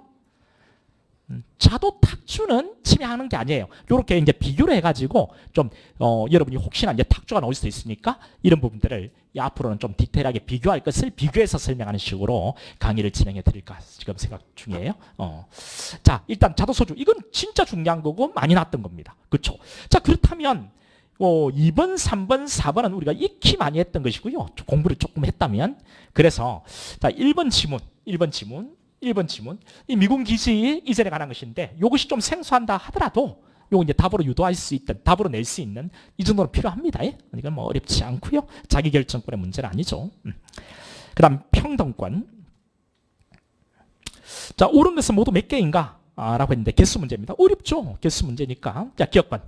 조세를 비롯한 공과금 부과에서 평등 원칙은 공과금을 납부 의무자가 법률에 의해서 법적인 평등 부담뿐만 아니라 사실적으로도 평등하게 부담하는 것을 요청한다. 당연합니다. 법적뿐만 아니라 사실적으로도 평등하게 부담하는 것을 요청하는 거죠. 그 다음에 니은번에 유사한 성격의 규율 대상에 대해서 이미 입법이 있다 하더라도 평등 원칙을 근거로 입법자에게 청구인들에게도 적용될 입법을 해야 될 헌법상의 의무가 발생한다고 볼 수는 없는 거다. 유사한 성격의 규율 대상입니다. 이미 입법이 있다라는 거죠. 입법자에게 청구인들에게도 적용될 입법을 해야 될 헌법상의 의무가 발생하는 거냐? 그렇지는 않습니다. 뭐 유사한 성격의 규율 대상에 이미 입법이 있다. 그러니까 평등하게 나한테도 입법을 해달라. 이런 것이 이런 헌법상의 의무가 발생하는 거냐? 그렇지는 않습니다. 이건 평등 원칙에서 이런 헌법상의 의무가 입법을 해줘야 되는 그런 헌법상의 의무가 발생하는 것은 아니다. 디귿번. 국가라 할지라도 국고작용으로 인한 민사관계, 국고작용이랍니다.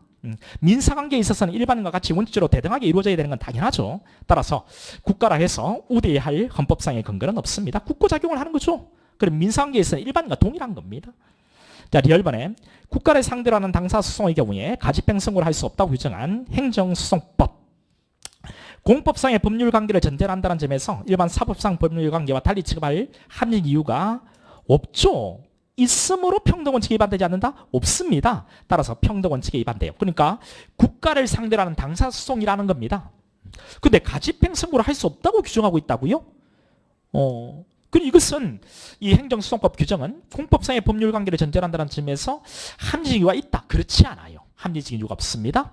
없습니다. 따라서 평등원칙에 위반돼요. 이것도 이제 심판례인데 심판례는 제가 뭐 다른 것들이야 뭐 하지 않고요. 심판례 고민할 필요가 없다는 것, 또 심판례가 많이 나왔다는 걸 보여드리기 위해서요. 자, 국가를 상대로 한 당사소송, 가집행 제한 사건 이렇게 다 정리를 했던 거고 우리가 마지막에 또 문제를 풀었던 것이거든요. 그래서 이제 이걸 통해서 심판례 같은 것이 나오는데 앞으로도 3, 4년 정도는 꼭 해드릴 겁니다. 미리 또 해드릴 거고요. 이런 것들은 반드시 점검을 하고 들어가야 된다라는 것을 보여드리려고요. 나중에 여러분이 갖고 있는 자료입니다. 다 나눠드렸으니까 한번 보세요. 자, 1사부재리 내지 이중처벌 금지 원칙에 관한 겁니다. 요거는 뭐 쉬운 문제이겠다, 그죠? 자, 1사부재리 이중처벌 금지 원칙에서 여러분 꼭 알아야 되는 게 뭡니까? 동일한 어떤 사안에 대해서 이중으로 처벌할 수 없다는 거죠. 이 처벌이라는 것은 형벌권 실현으로서의 과벌이라고 했죠. 형벌이 아니라고 한다면 동일한 사실관계에 대해서 그덕 부과해도 이중처벌금지 원칙 위반은 아닙니다. 그럼 그걸 가지고 한번 해보세요. 자, 1번에 형법이 누범을 가중처벌하는 것. 이거는 전범에 대한 경고적 기능을 무시하고 다시 또 범죄를 범했다는 것에 대한 비난 가능성이 높아져가지고 형벌이 올라가는 거죠. 한 번 처벌했던 것을 그덕 처벌하는 것이 아닙니다. 많이 했던 거죠. 따라서 이중처벌금지 원칙, 일사부재리 원칙에 위배되는 것 아니다. 옳은 거고요. 자, 2번. 행정법은 의무를 명하거나 금지를 설정함으로써 일정한 행정 목적을 달성하려고 하는데 그 실효성을 확보하기 위해서 행정형벌, 과태료, 행정형벌 그리고 과태료, 영업허가의 취소, 정지, 과징금 이게 형벌입니까? 아니죠. 이건 뭐 알고 있으면 되죠. 형벌에는 9가지 종류가 있잖아요. 여러분 형법 다시는 그냥 뭐 고민할 필요가 없잖아요. 9가지가 있잖아요. 여기에 형벌의 이 9가지 종류에 여기 들어가지 않잖아요. 자, 당사자 하여금 더 이상의 위반을 하지 않도록 유도하는 것이 필요하고 이와 같이 제재를 통한 억지는 행정규제의 본원적인 기능이라고 볼 수 있으므로 어떤 행정제재의 기능이 오로지 제재에 있다고 하여 이를 헌법 13조 1항에서 말하는 이중처벌에 해당한다고 할 수 없는 거다. 그렇습니다. 그렇죠. 뭐 제재를 한다 하더라도 이중처벌 아니죠. 이중처벌은 동일한 사안에서 형벌을 부과한 것을 또 형벌을 부과할 때 이중처벌이죠. 그런데 이런 것들은 형벌이 아니니까 그렇죠. 행정상의 과태료를 부과한다거나 영업 허가를 취소한다거나 정지한다거나 과징금을 부과하는 것은 형벌이 아니니까 그죠. 이런 류의 지문은 좀처럼 기출 지문에 없습니다. 그래서 여러분들이 이중처벌 금지 원칙 할 때 그 부분을 좀 여러분 마음속에 좀 이렇게 다지는 이런 시간들이 좀 필요하다는 거죠. 그러면 한번 고민을 했더라면 이거 뭐 별 어려움이 없거든요. 개념을 딱 잡고 그걸 한번 정리하고 고민을 했다면. 그죠? 그러니까 동일한 표현이 그대로 있을 거라는 이 생각을 좀 버려보자는 거죠. 이제는 됐습니다. 뭐 이거 뭐 옳은 거 고르라면 틀린 거 고르라는 문제네요. 예, 3번 볼게요. 공직선거법 위반죄를 범해서 형사처벌을 받은 공무원에 대해서 당선무효라는 불이익을 가하는 것.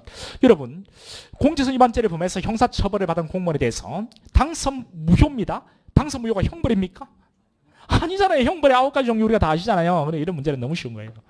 자, 국가 형벌 실행으로서의 가벌에 해당함으로 이중처벌 금지 원칙에 위배될 가능성이 크다. 틀렸죠?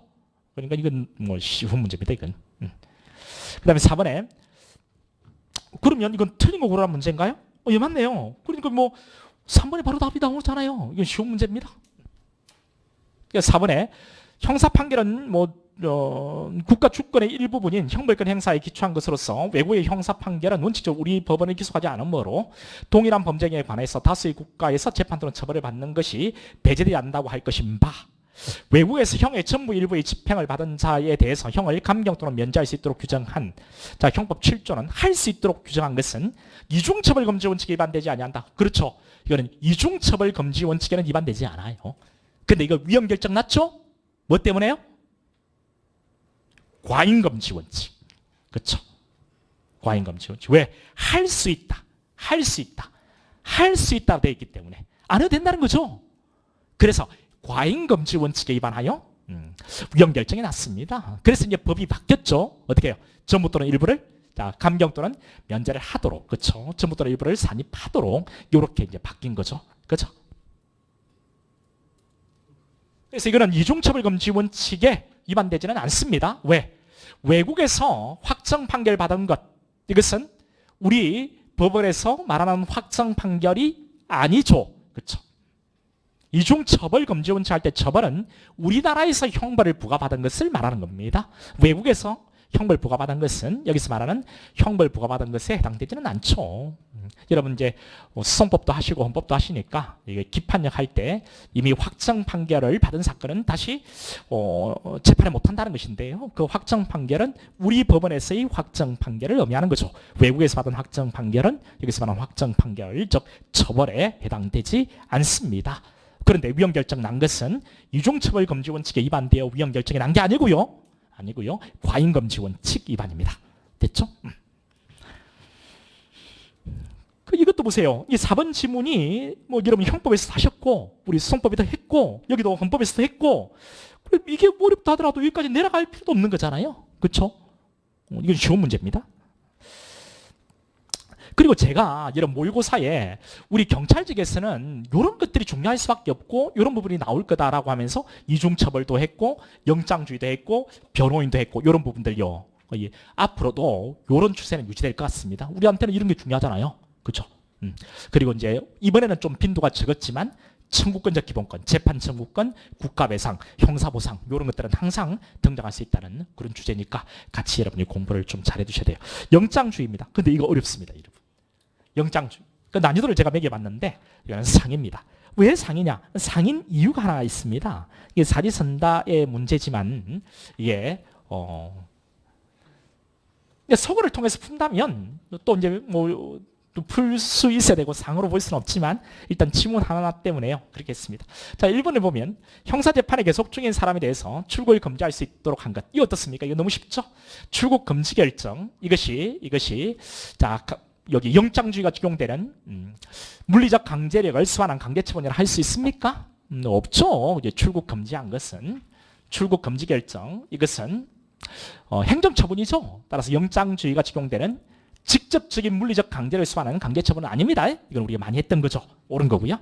자, 이번에 영장주의는 법관이 발부한 영장에 하지 아니하고는 수사에 필요한 강제처분을 하지 못한다는 원칙으로서 마약류 사범인 청구인에게 마약류 발행 검사를 위해서 소변을 받아 제출하도록 한 것은 이건 어떻습니까? 우리 이것도 많이 했죠. 강제처분이라고 할 수 없죠.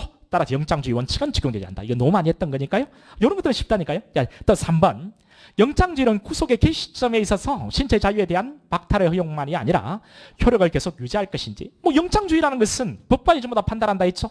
구속을 시작하는 개시 시점, 구속의 집행을 잠깐 멈추는 시점, 영장 효력을 소멸시켜 풀어주는 것, 전부 다 법관의 판단에 의해서 결정돼야 한다는 것을 의미한다고 했죠. 그리고 1번, 2번, 3번 다 맞네요. 그럼 답 4번이다. 요렇게도 됩니다. 앞으로 그게 필요합니다, 진짜로. 내가 이제 볼록이랑 민현이랑 똑같이 해가지고 진짜 어렵게 문제를 한번 해가지고 시간 내 못 풀게 만들면서 이거 연습하도록 한번 꼭 할 겁니다. 볼록이 안 한다 하면 내가 볼록이 풀려다가 막 처음 했죠. 운용의 기술이 훨씬 중요하다니까요. 운용 기술이. 진짜 운용 기술이. 내 말이 논리적으로 이해 안 됩니까? 이해되죠? 어렵다. 앞으로도 어렵게 나올 거다. 그러면 이전에는 뭐 어려울 거라고 예상 안 해가지고 지가 설명 안 해줬습니까? 이번에 뭐 강사님마다 설명 다 못했습니다. 제가 안 한 것에 나왔다고요. 책에도 없는 게 나왔다고요. 그럼 앞으로도 그럴 거라고 하잖아요. 그럼 앞으로 그럴 거면 책을 바꿔서 온통 다 집어넣는다고요? 그러면 그 강의는 정말 쓸데없는 강의입니다. 우리 다 들어서 소화를 못하니까요. 그럴 수 없습니다. 절대로. 그 많은 헌재 결정에 그 많은 표현들을 어떻게 그래요? 못합니다. 못합니다. 형법이든 경찰이든 어떤 과목이든. 진짜 중요한 겁니다. 오늘 이 설명 듣는 것도 중요한 겁니다. 결국 문제를 푸는 기술이 중요한데요. 잘 내가 알고 있는 것, 익히 공부한 것, 근데 그것을 좀 깊이 있게 하는 딱 거기까지만 하시라고요. 모르는 게 나오면은 소거를 통해서 하셔야 됩니다. 그게 자연스러워야 됩니다. 그 대신에 익히 중요한 내용들은 내가 이거는 충분히 엄밀히 하시라고요. 그래 지금은 어찌 보면 강사들이 양을 넓히려고 하는데 그럴 때 안 됩니다, 여러분. 양을 많이 넓히는 것보다는 기존에 하고 있는 것을 깊이 있게 할 필요가 있습니다. 그래서 스터디가 많은 양을 할 수 없다는 건 저도 알아요. 제가 바보가 아닌데. 근데 왜 스터디가 답일 것 같다고 볼록이하고 이제 합일점을 받고 학원하고도 합일점을 받냐면 깊이 있게 할 수 있습니다. 많은 양을 한다면 내가 혼자 하는 거죠. 혼자 하면서 쭉쭉 해나가는 게 훨씬 많은 양을 하죠. 스터디 참여하면 내가 알고 있는 내용도 쉽게 되고 또 정리도 해야 되고 막 한데. 근데 그게 중요합니다. 그리고 내가 보죠. 이 4번요. 이 4번이 왜 어렵냐면 그 4번 때문에 제가 그 문제 평가를 상으로 한 겁니다. 4번은 오류의 소지가 있습니다. 4번은 오류의 소지가 있습니다. 근데 답은 없습니다. 1번, 2번, 3번 다 맞고 그러면 4번은 답으로 해야 돼요. 오히려 4번은 읽지 않고 답을 찍고 넘어가는 것이 이번 시험 같은 경우는 훨씬 시간을 배분할 수 있고 안 분할 수 있습니다. 자, 이 병에 대한 징계처분으로서 영창, 여러분 영창은 두 개가 있었죠. 그죠? 우리 책에도 나란하게 대비가 되어 있습니다. 영창은 두 개가 있는데 병에 대한 영창이 있고요. 그 다음 여기 볼래요? 제가 이건 정리를 했는데 여기 이것도 우리가 마지막 찍기에도 했고 심판례 할 때도 했던 건데 병에 대한 징계처분 뭐 이건 심판례 자료에도 있습니다. 그리고 찍기에도 했습니다. 직기에도 병에 대한 징계처분 일정 기간 부대나 함정 내에 영창, 그 밖에 구금장소에 감금하는 영창처분이 가능하다는 것, 가인검지 원칙 2배. 5. 영장주의의 위배에 대해서는 사인의 재판관 보충 의견이 있을 뿐이다. 이렇게 했죠. 그러니까 영장주의에 대해서는 사인의 보충 의견입니다. 그러니까 이게 자, 보충 의견이 사인밖에 안 돼요. 그러면 지금 우리 헌재 입장을 물어보면 헌재의 법정 의견을 물어보는 거거든요. 그러니까 여기에 병에 대해 영장 사건은 이렇게 이제 분류가 되는데 일단 위헌입니다.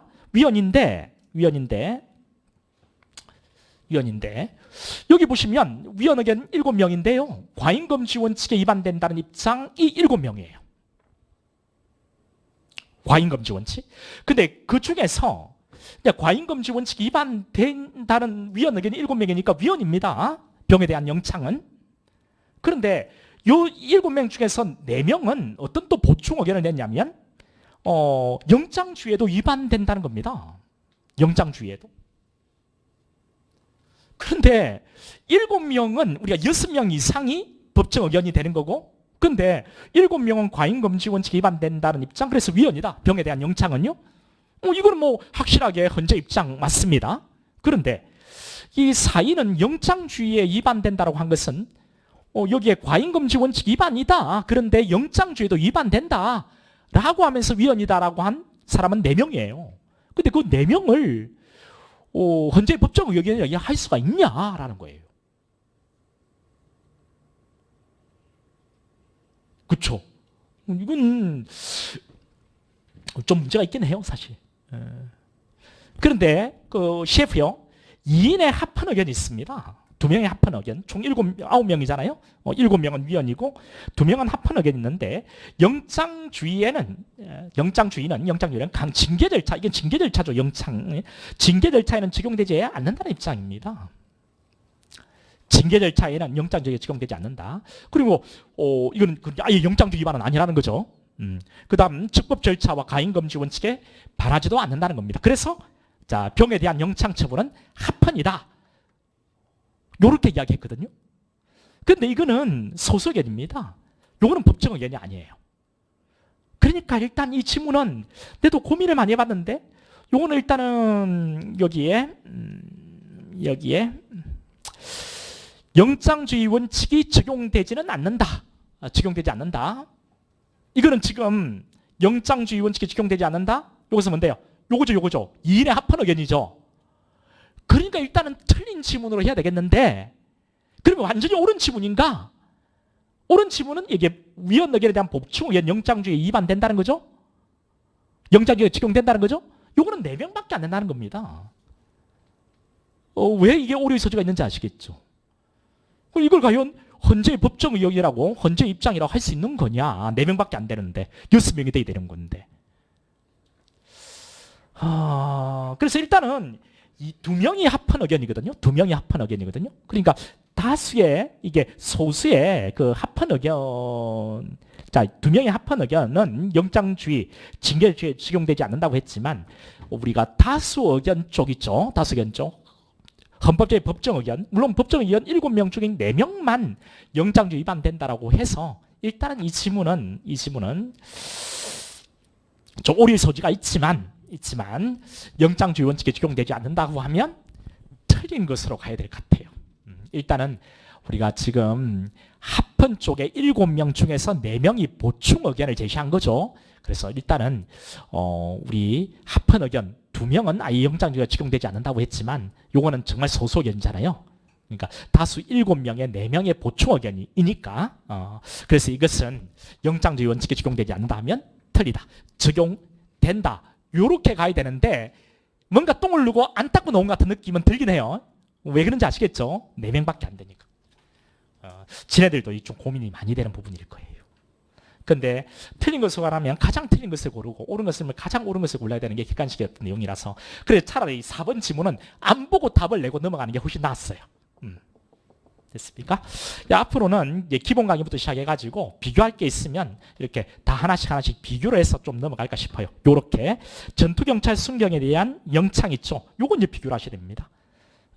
요게 나오면서 전원 합의체로 만약에 내면서 요걸 없애버리면 더 좋았는데 그러니까 항상 이게 없어진 게 아니거든요. 병에 대한 영창하고 전투경찰 순경에 대한 영창은 앞으로 비교를 좀 해서 기억하셔야 됩니다. 바로 비교가 되죠. 자, 우리 영창인데 병에 대한 영창은 위헌입니다. 그런데 전투경찰 순경에 대한 영창은 합헌이라고요. 합헌. 자, 이 합헌 의견을 한번 볼 건데요. 여기에 자, 합헌 의견 뭐 4명요. 적법 절차 원칙과 가인검증 원칙에 위반되지는 않는다고 봤습니다. 영장주의는 아예 징계 절차에 적용이 되지 않는다는 입장이에요. 징계 절차에 아예 영장주의라는 것은 징계 절차에 아예 적용되지 않는다. 그리고 영장주의는 아예 징계 절차에 적용되지 않으니까 영장주의 위반은 논할 필요도 없다. 이런 이야기죠. 그리고 적법 절차 원칙과 가인금지 원칙에 위배되지는 않으니까 이거는 자 합헌입니다. 근데 그 의견이 4명밖에 안 돼요. 그러면 우리 헌법재판관 재판관이 9명이죠. 그 중에서 5명은 뭐라고요? 5명은 위헌 의견입니다. 그러니까 위헌 의견이 더 많아요. 뭐 영장주의와 가인금지 원칙에 위반돼요. 위헌이란 입장. 영장주의에도 위반된다는 겁니다. 그리고 과잉금지 원칙에 위반된다는 거예요. 그래서 위헌이라는 겁니다. 그러니까 여기 전투경찰 순경에 대한 영장처분 있죠. 위헌 의견이 더 많아요. 또 영장주의에도 위반된다고 합니다. 근데 그게 결국 이거는 합헌인데요. 왜? 위헌이 되기 위해서는 여기에 1명 더 가셔야 되죠. 6명이 돼야 되는 거죠. 5명밖에 안 되는 겁니다. 여기는 합헌 의견은 4명이고 그래서 이제 법정 의견은 합헌이에요. 합헌 의견에 영장주의가 아예 적용이 되지 않는다. 징계 절차에는 이런 이야기거든요. 그러니까 이 두 개는 여러분 앞으로도 비교는 정확하게 좀 해두셔야 됩니다. 이 부분을.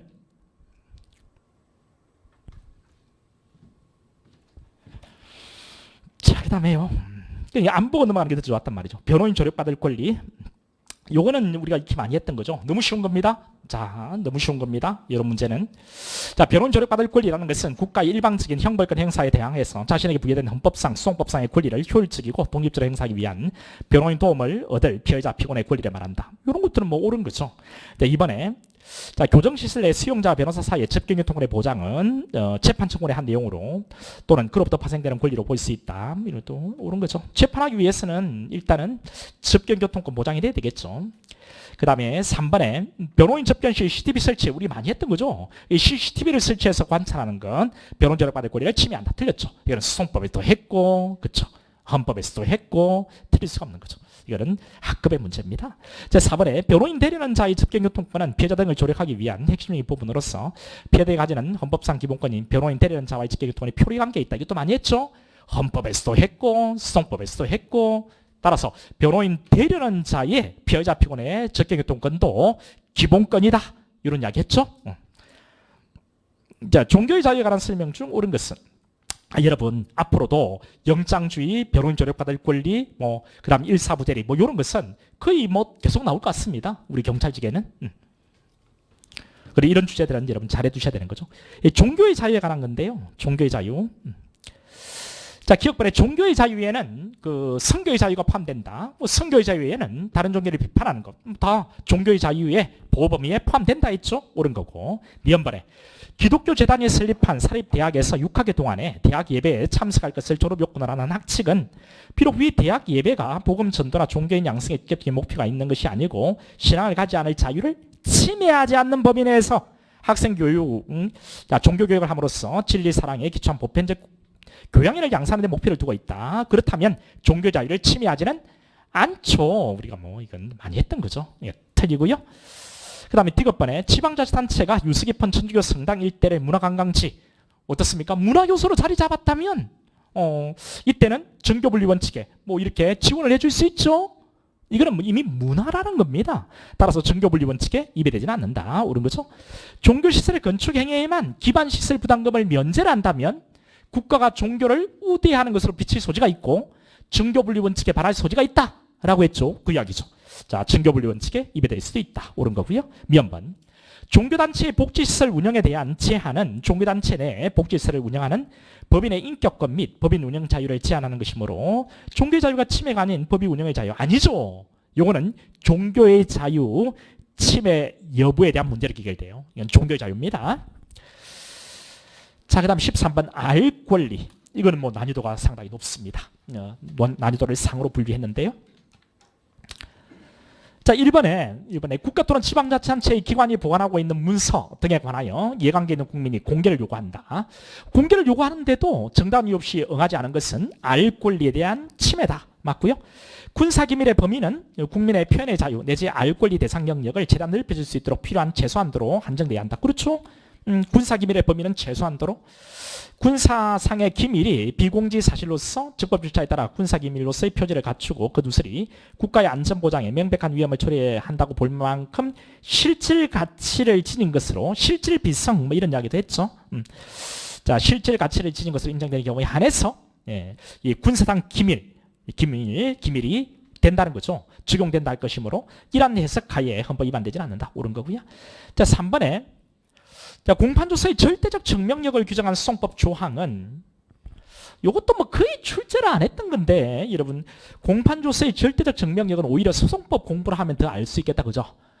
공판조서의 절대적 증명력 이거는 뭡니까? 이거는 우리가 증거법은 증거능력하고 증명력으로 구성되어 있는 거죠. 그 증거능력 말고요. 뭐 증명력입니다. 공판조서에 기재된 내용은 기재가 된 대로 증명하는 힘이 있고 다른 증명 방법은 모두 다 대척한다는 것. 이게 공판조서의 절대적인 증명력이죠. 그 개념. 공판조서 기재된 내용은 그 기된 대로만 증명하는 힘이 있다. 이 절대적 증명력. 자, 이것이 공판조서 증명력을 규정하고 있을 뿐 공판조서 내용에 대한 접근, 수집, 처리 등에 관한 규정이 아니어서 정보의 접근, 수집, 처리의 자유를 의미하는 알 권리에 어떤 제한이 있다고 보기는 어렵다. 자, 이것도 나온 적이 없다니까요. 기존에. 그리고 잘 뭐 설명하는 내용도 아니에요. 책에 반영되어 있는 내용도 아니고 내가 책들은 다 갖고 있겠죠. 그게 나왔다는 겁니다. 그러니까 뭐 제끼고 넘어가도 돼요. 사실 이런 질문은. 근데 일단 뭔지 아시겠죠? 한번 우리가 알 권리에 대해서 생각을 해본다면 근데 그 생각하는 힘이 필요하다고요. 요거 한번 보면은 아니 공판조서 내용 이게 공판조서라 한다면 그 내용에 절대적인 증명력이 있다는 겁니다. 기재가 된 대로 증명하는 힘이 있다는 거예요. 다른 가지고 이걸 배척할 수 없다는 겁니다. 근데 이걸 이 정보에 공판조서에 누구나 다 접근해가지고 열람과 복사를 할 수 있거든요. 공판조서는 누구나 다 접근해가지고 열람과 복사 가능한 겁니다. 단 열람과 복사를 했는데 공판조서에 기재된 내용에 대해서 기재가 된 대로 증명하는 힘이 있다는 거죠. 이 공판조서 내용에 대해서 누구든 복사하고 할 수 있습니다. 열람하고. 피고인과 변호인은. 그러면 이게 알 권리 제한입니까? 아니죠. 그러니까 알 권리하고 관계가 없는 겁니다. 그러니까 얼마든지 공판조서 내용은 볼 수 있다고요. 열람도 복사도 다 가능한 겁니다. 그런데 그 기재가 된 내용대로 증명하는 힘이 있다는 것이 알 권리에 대한 제한은 전혀 아닌 거죠. 자, 처음 보는 지문입니다. 처음 나온 지문입니다. 지금까지. 전쟁의 통틀어서. 자, 그렇다면 이게 시험장에서 이렇게 생각할 수 있는 이 힘들이 좀 있었으면 좀 좋겠다고요. 그런데 이거는 상당히 여러분이 공부하는 것을 한 단계 업시킬 필요가 있습니다. 어떤 느낌인지 아시겠죠? 그게 좀 고민이 된다고요. 그동안의 공부에서 한 단계 딱 이렇게 딱 발전하는 그 단계가 좀 필요하다고. 이렇게 생소한 지문들이 보이면 개별 교원이 어떤 교원단체나 노동조합에 가입해 있는지에 대한 정보 공개를 제한하는 것은 학부모인 친구인들의 알 권리에 제한하는 것은 아니다. 알 권리 제한하죠, 여러분. 그러니까 교원들이 어떤 교원단체 노동조합에 가입해 있는지를 부모들이 정보 공개를 만약에 알고 싶은 거예요. 근데 그 공개를 제한한다는 겁니다. 학부모인 친구들의 알 권리를 제한하죠. 제한하지 않는다. 뭐 틀렸습니다. 이것도 우리 판례할 때 다 했던 거죠. 집회의 자유에 관한 설명 중 적절하지 않은 것은 집회. 자, 1번에 집회의 자유는 집권 세력에 대한 정책 반대 의사를 공동으로 표명하는 효과적인 수단으로서 현대사회에서 언론 매체에 접근할 수 있는 소수 집단에게 그들의 권익과 주장을 옹호하기 위한 적절한 수단을 제공한다. 이 집회의 자유의 의의입니다. 그러니까 이제 여러분 지금까지 기출된 내용들과 이번에 기출된 내용을 봤을 때 의의 같은 게 하나씩 툭툭 들어가는데요. 의의는 보통 오답을 걸지는 않습니다. 그러니까 의의가 나온다면 보통 1번에 나오죠. 지금 계속 1번에 나오고 있거든요. 그러면 의의가 나오면 빠르게 그냥 넘어가세요. 알겠죠? 자, 옳은 거죠. 그 다음 2번에 대한민국을 방문하는 외국의 국가 원수를 경호하기 위해서 지정된 경호구역 안에서 서울 종로 경찰서장이 안전활동의 일환으로 청구인들의 삼보일배 행진을 제지한 행위. 이것도 심판례죠. 삼보일배 행진을 제지한 행위가 집회의 자유를 침해하는 거냐? 아니죠. 바로 답이 나와버렸어요.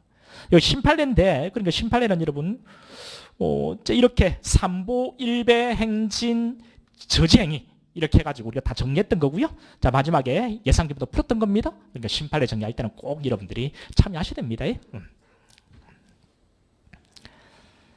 그 다음에 집회 장소의 선택은 집회의 성과를 결정하는 주요 요인이 되므로 집회 장소를 선택할 자, 이것도 참 많이 했던 거죠.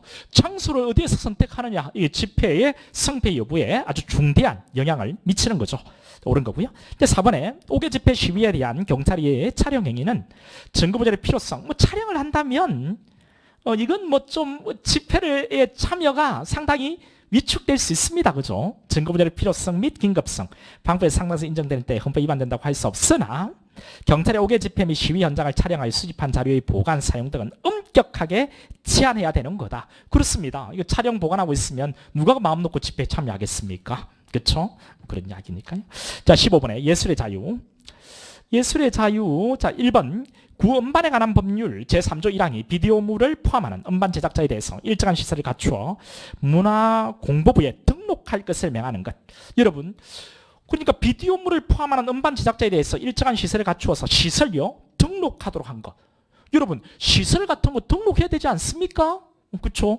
이것이 예술의 자유를 침해하는 거냐? 침해하지 않습니다. 이게 뭐 우리 사전 허가제에 해당될까요? 그것도 안 됩니다. 그렇죠?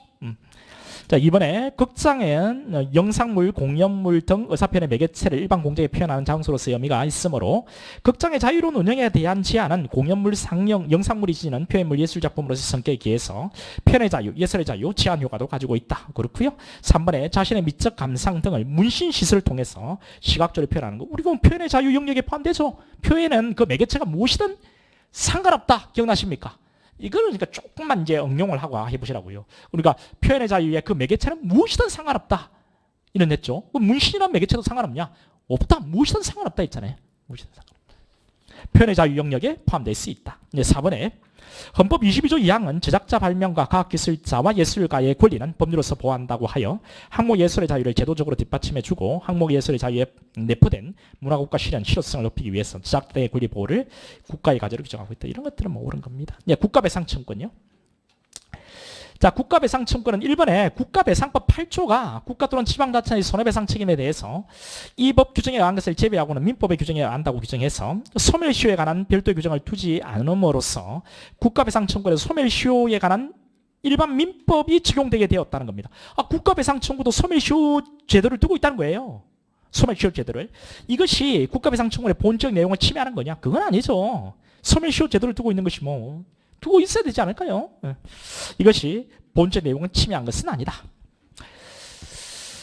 자, 여기에 입법 재량의 범위를 벗어난 것으로 그렇지 않습니다. 그러니까 이런 제도 보장이 있죠. 이거는 폭넓은 입법 형성의 재량이 인정되는 영역이에요. 그렇죠?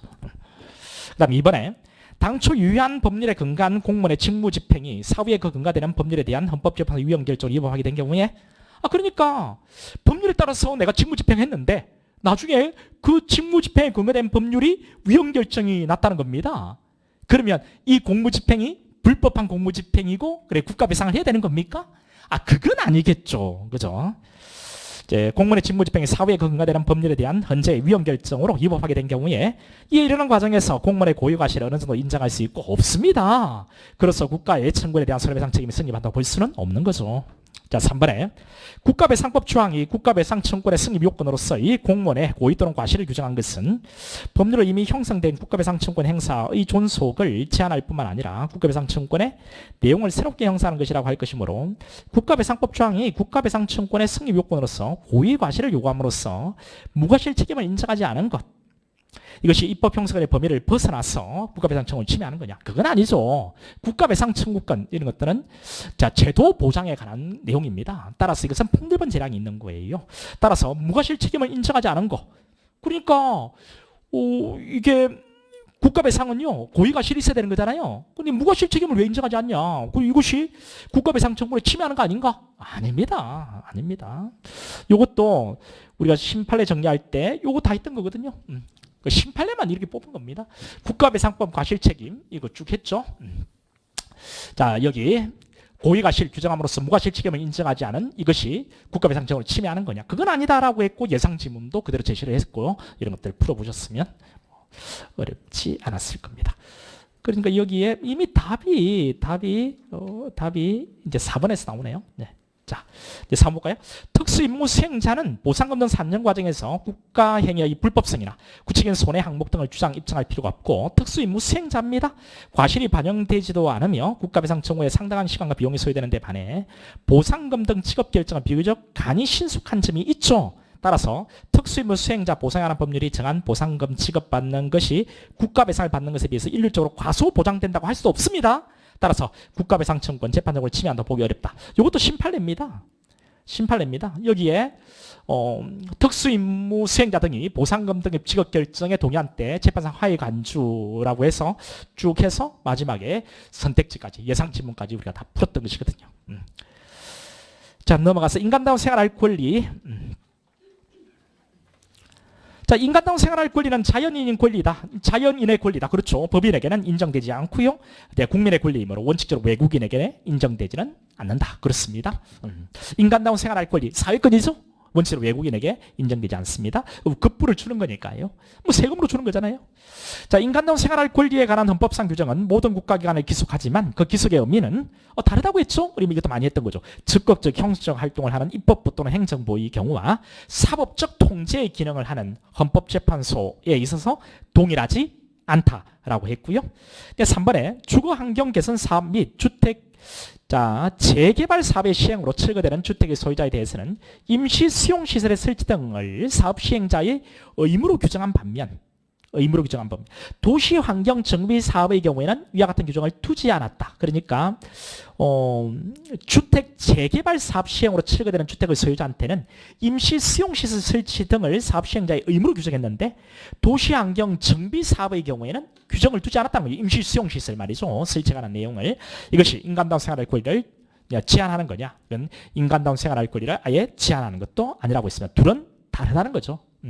주택 재개발하는 이런 것과 이것은 임시 수용시설을 설치를 해둘 필요가 있는 거죠. 근데 도시환경 정비 사업의 경우에는 이런 것은 이 경우조차도 이게 임시 수용시설 설치를 해야 되는 거냐. 이 두 개는 그 취지가 완전히 다른 거예요. 다른 거라서 이건 두지 않은 것이 인간다운 생활할 권리 아예 제한하는 것은 아니라고 봤습니다. 4번에 국가가 인간다운 생활을 보장하기 위한 헌법적 업무를 다했는지 여부가 사법적 심사의 대상이 된 경우에 이건 뭔데요? 최저생활 보장에 관한 입법을 전혀 하지 않았다든가 현저히 불합리하여 헌법상 용인되어 있는 재량의 범위를 명백히 일탈한 경우에 한해서 헌법이 위반된다. 요건 엄청나게 많이 했던 거죠. 자, 그렇다면 여기 보시면 1번 쉬운 거죠. 2번 이것도 엄청나게 많이 했던 거죠. 자, 3번 내가 좀 생소해. 좋다. 4번 우리가 다 봤던 거죠. 요렇게 해서 문제를 푸세요. 앞으로도 됐죠? 자, 그 다음에 근로의 권리. 자, 1번에 헌법 32조 33조에서 각 규정된 근로기본권은 근로자의 근로조건을 개선함으로써 그들의 경제 사회적 지위의 향상을 기하기 위한 것으로 자유권적 기본권의 성격보다는 생존권 내지 사회권적 기본권의 측면이 보다 강한 것으로 그 권리의 실적 보장을 위해서는 국가의 적극적 개입과 뒷받침이 요구되는 기본권이다. 그렇습니다. 32조 33조 근로의 권리 말이죠. 생존권, 사회권적 기본권. 따라서 우리 생존권에서 근로의 권리 공부하죠. 그 다음에 이번에 근로의 권리는 사회적 기본권으로서 국가에 대해서 직접 일자리를 청구하거나 일자리가 나면 생계비 지급을 청구할 수 있는 권리를 의미하는 것은 아니죠. 이것도 많이 했던 거죠. 고용정제를 위한 사회 경제정책을 요구할 수 있는 권리다. 직장 존속 청구권이 도출되는 것도 아니다. 이것도 많이 했고요. 3번에 매월 1회 이상 정기적으로 지급하는 상여금 등 복리후생비 일부를 새롭게 최저임금에 산입하도록 한 최저임금법. 그러니까 상여금이라든가 복리후생비 이것을 최저임금에 산입을 하도록 했다는 거죠. 자, 이것이 입법 재량의 범위를 명백히 일탈했다고 볼 수는 없다. 근로의 권리를 침해하지는 않는다. 요런 겁니다. 그러니까 복리후생비나 상여금 이런 것을 최저임금에 포함시켰다는 거죠. 근로의 권리를 침해하는 거냐? 그렇지는 않습니다. 우리 근로의 권리에 대한 개념을 위에 2번에 잡았죠. 따라서 이거는 근로의 권리를 침해한 것은 아니다. 자, 4번에 퇴직급여 제도가 갖는 사회보장적 급여의 성격과 근로자의 장기간 복무 및 충실한 근무를 유도하는 기능을 감안하더라도 소정 근로시간이 1주간 15시간 미만인 초단시간 근로자죠. 초단시간 근로자. 자, 퇴직급여 제도 적용 대상에 제외한 것. 초단시간 근로자인데 퇴직급여 제도를 둘 필요가 없겠죠. 이것은 근로조건 기준 인간의 존엄성을 보장하도록 법률로 정하도록 규정한 32조 3항에 위배되는 거냐? 위배되지는 않습니다. 초단시간 근로자인데 퇴직급여 제도를 둘 필요가 없겠죠. 자, 보건권입니다. 요거 진짜 어렵습니다. 이거 왜 어렵냐? 박스 문제고 개수고 특히 기억번을 잘 안 물어봅니다. 그러니까 어렵습니다. 몇 개나 물어봤는데 헌정사의 모든 내용들을 다 암기하고 있어야 되고 그것도 구석진 이것까지 알아야 된다는 것이 어렵다고요. 자, 기억번. 자, 앞으로 나와도 이거 틀려도 학교한테 전혀 지장이 없습니다. 고민할 필요가 없어요, 사실. 우리 헌법은 1948년. 이건 뭐 옳은 거니까 넘어가겠습니다. 자, 니헌번에 치료감호 청구권자를 여러분 또 만약에 이거 박스 문제로 앞으로도 혹 나왔다. 어떤 기본권은 나오고 박스로 나왔다. 헌정사가 들어갔다. 우리 한 상황적으로 생각해보세요. 헌정사가 들어갔고 박스 문제 여러 가지를 물어보면서 그 중에서 헌정사 지문이 하나 들어갔다. 거기에 오답을 걸면 너무 좀 가혹하지 않을까요? 그래서 이건 하나 요령인데 여러분이 알면 푸시고 모른다고 한다면 이 선택지는 옳은 거다 하고 넘어가보세요. 저도 내가 만약에 출제라고 했을 때 박스 문제로 헌정사 지문 하나 냈을 때 변별력을 키우고자 내는 건데 여기에 오답까지 건다면 이건 너무했다는 생각이 내도 될 것 같아요. 그래서 이 지문은 오답을 그냥 걸지 않고 다른 지문에 뭐 손을 댈 것 같습니다. 그리고 여러분들이 혹 모르는 형태에 나왔고 박스 문제로 나왔다면 이건 옳은 지문으로 처리해서 한번 풀어보세요. 그 다음에 니헌번에 치료감호 청구권자를 검사로 안정하고 피고인의 치료감호 청구권을 따로 인정하지 않은 구치료감호법 국민의 보건에 관한 권리를 침해하는 것이다. 여러분 치료감호 청구권자를 검사로 안정해야죠. 피고인이 치료감호를 청구한다고요? 피고인한테 치료감호를 따로 인정하지 않아도 되지 않을까요? 그렇죠? 요런 치료감호 뭐 이런 것들 같은 경우에는 이 보건에 관한 권리 말이죠. 이거 사회권이죠. 넓은 입법 형성권이 인정되는 겁니다. 그러니까 이 하나의 기준을 갖고 있으면 굳이 암기하지 않아도 돼요. 뭐 사회권은 폭넓은 입법 재량이 있습니다. 혜택을 주는 거니까요. 그래서 입법자가 입법을 했을 때 이것이 잘못됐다라고 이야기하기가 상당히 어렵습니다. 다들 이유가 있을 테니까. 그래서 모든 것들을 다 하나씩 알려고 하지 말고 사회권은 입법 재량이 넓다. 청구권적 기본권도 넓다. 그래서 이 부분에 있어서 위헌이라고 하는 것을 찾기가 만만치 않다는 거죠. 그 치료감호 뭐 피고인도 청구할 수 있다면 치료감호 청구해가지고 병원에 들어가서 들어누워 있죠. 방에 안 가고.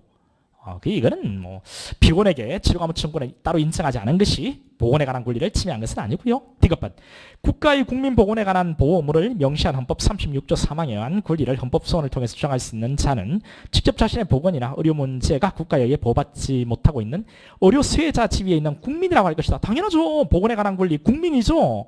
의료시술자적 지위에 있는 안과의사가 자기 고유 업무 범위를 주장하며 다투는 경우에는 헌법 규정을 운용할 수 없다. 그렇죠. 보건권은 국민에 대한 권리입니다. 안과의사한테 주어져 있는 기본권이 아니란 말이죠. 보건권은. 그러니까 뭐 우리 도수 같은 거 측정할 때 왜 안과의사를 거치고 해야 되는 거 아닌가 뭐 이런 주장을 했다는 겁니다. 그러니까 이게 보건권을 침해한 게 아니냐. 이 보건권은 미를 위한 게 아니고 일반 국민을 위한 거다라는 거죠. 자, 안경사가 바로 도수 측정하잖아요. 그러니까 의사들이 우리한테 와서 이게 도수 측정을 해야 되는 거 아니냐라는 거죠. 근데 그러면서 보건권을 주장했는데 보건권 헌법 규정 운용할 수 없다는 거죠. 안과의사는.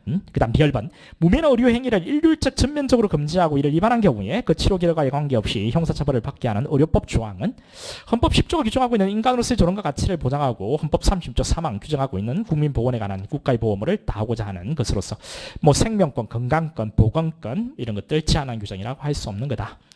그렇죠. 무면허 의료 행위를 금지하고 있다는 겁니다. 이것이 국민의 생명권이나 건강권이나 보건권 이런 것들을 제한하는 겁니까? 아니죠. 오히려 무면허 의료 행위를 일률적 전면적으로 금지함으로써 국민의 생명을 지키고 건강을 지키고 보건을 지키는 거지. 자, 이것을 제한하는 것이라 볼 수는 없겠죠. 이제 마지막입니다. 국민의 기본적 의무에 관한 겁니다. 자, 국민의 기본적 의무도 이제 우리 출제 범위라는 것을 알 수 있다고 저 이번을 통해서 납세의 의무, 국방의 의무, 근로의 의무 이런 것도 보세요. 이런 것도 박스 안에 물어봤고요. 그리고 이제 헌정사에 관한 겁니다. 이런 것들은 그냥 옳다라고 하고 넘어가자고요. 이번에 우연찮게 두 개 다 옳으니까 그러는 거 아니냐? 아닙니다. 제가 고민해봤는데 이게 만약에 출제를 박스에 개수를 물어보면서 막 이거는 물론 개수가 아니지만 너무 잔인한 것 같아요. 자, 옳은 거고요. 그 다음에 니은번에 국방의 의무는 직접적인 병력 형성 의무뿐 아니라 향토 예비군 설치법, 이거는 우리가 알고 있다, 그죠? 간접적인 병력 형성 의무, 병력 형성 이후에 군작전행에 복종하고 협력할 의무, 다 국방의 의무에 포함되는 거죠. 그래서 향토 예비군 그 나갔을 때 이런 군형법이 적용됩니다. 됩니다. 이것은 전부 다 국방의 의무에 다 포함되는 것이거든요. 디귿번에 향토 예비군 설치법에 따라서 예비군 훈련 소집에 응해서 훈련을 받는 것은 국민의 의무를 다하는 것일 뿐 아니라 국가의 공익 목적을 위해서 특별한 희생을 하는 것이므로 보상한다? 아니죠. 예비군 훈련 소집에 응하여 훈련을 받는 것이 특별한 희생입니까? 그래서 보상을 해줘야 됩니까? 아니죠. 이거는 국민의 의무를 다하는 거죠. 의무를 다하는 것이죠. 공익 목적을 위해서 특별한 희생을 한 것이 아닙니다. 따라서 보상해줘야 되는 것은 아니에요. 그 다음 10번에 조세는 국가 또는 지방자치단체가 재정 수요를 충족시키거나 경제사회적 특수정책 실현을 위해서 국민 또는 주민에 대해서 아무런 특별한 반대급 없이 강제적으로 부과징수하는 과징금을 의미한다. 조세의 개념입니다. 그래서 어떤 것의 개념을 물어봤을 때 그 개념을 물어본 선택지는 옳은 선택지입니다. 거의 대부분. 개념을 주면서 틀리게 물어보기가 어렵습니다, 여러분. 그러니까 개념을 뭐 기본권의 개념이라든가 이런 뭐 조세의 어떤 개념이라든가 이런 개념을 주는 지문은 일반적으로 빠르게 넘어가면서 옳은 선택지로 분류를 해보세요. 자, 이렇게 해서 이제 뭐 마칠 건데 여러분 이제 울그리는 말이니까 없애고요. 그래서 일단은 쭉 다 했습니다. 다 했고 여러분이 뭐 길게 수업을 들으셨으니까 이제 마칠 건데 제가 느낀 바는요. 만만치 않다는 겁니다. 이번에 뭐 형법, 뭐 형소, 우리 형사법 쭉 보면서 정말 뭐 만만치 않았겠구나 이런 생각이 저도 들더라고요. 들고 시간 내 문제는 절대로 못 풀겠다 이런 생각이 들었습니다. 들고 이런 식에서 그 다음에 뭐 경찰학을 잡았으니 뭐 경찰학도 되게 어려웠다대요. 그러니까 얼마나 힘들었을까. 헌법까지는 풀 그런 에너지라든가 시간이라든가 이런 게 있었을까. 헌법 자체를 놓고 보면 우리가 금방 풀어봤듯이 학급의 문제도 많고요. 소고를 통해서 못 본 문제가 있어도 답으로 유도되는 것들이 너무 많아가지고 그렇게 어려운 것은 아니었습니다. 그런데 1차보다는 어려운 게 틀림없이 맞아요. 1차도 한 4개 정도 틀리면 합격한다고 하는데 이거보다 어려운 거니까 당연히 5개, 6개 이렇게 가도 지장은 없다라는 거죠. 없습니다. 실제로 없습니다. 이번에 발표가 났지만 그러니까 이거는 나름대로 뭐 5개, 6개 틀려도 합격하는 것이 어떻게 이게 상급의 문제가 아닙니까? 상급의 문제입니다.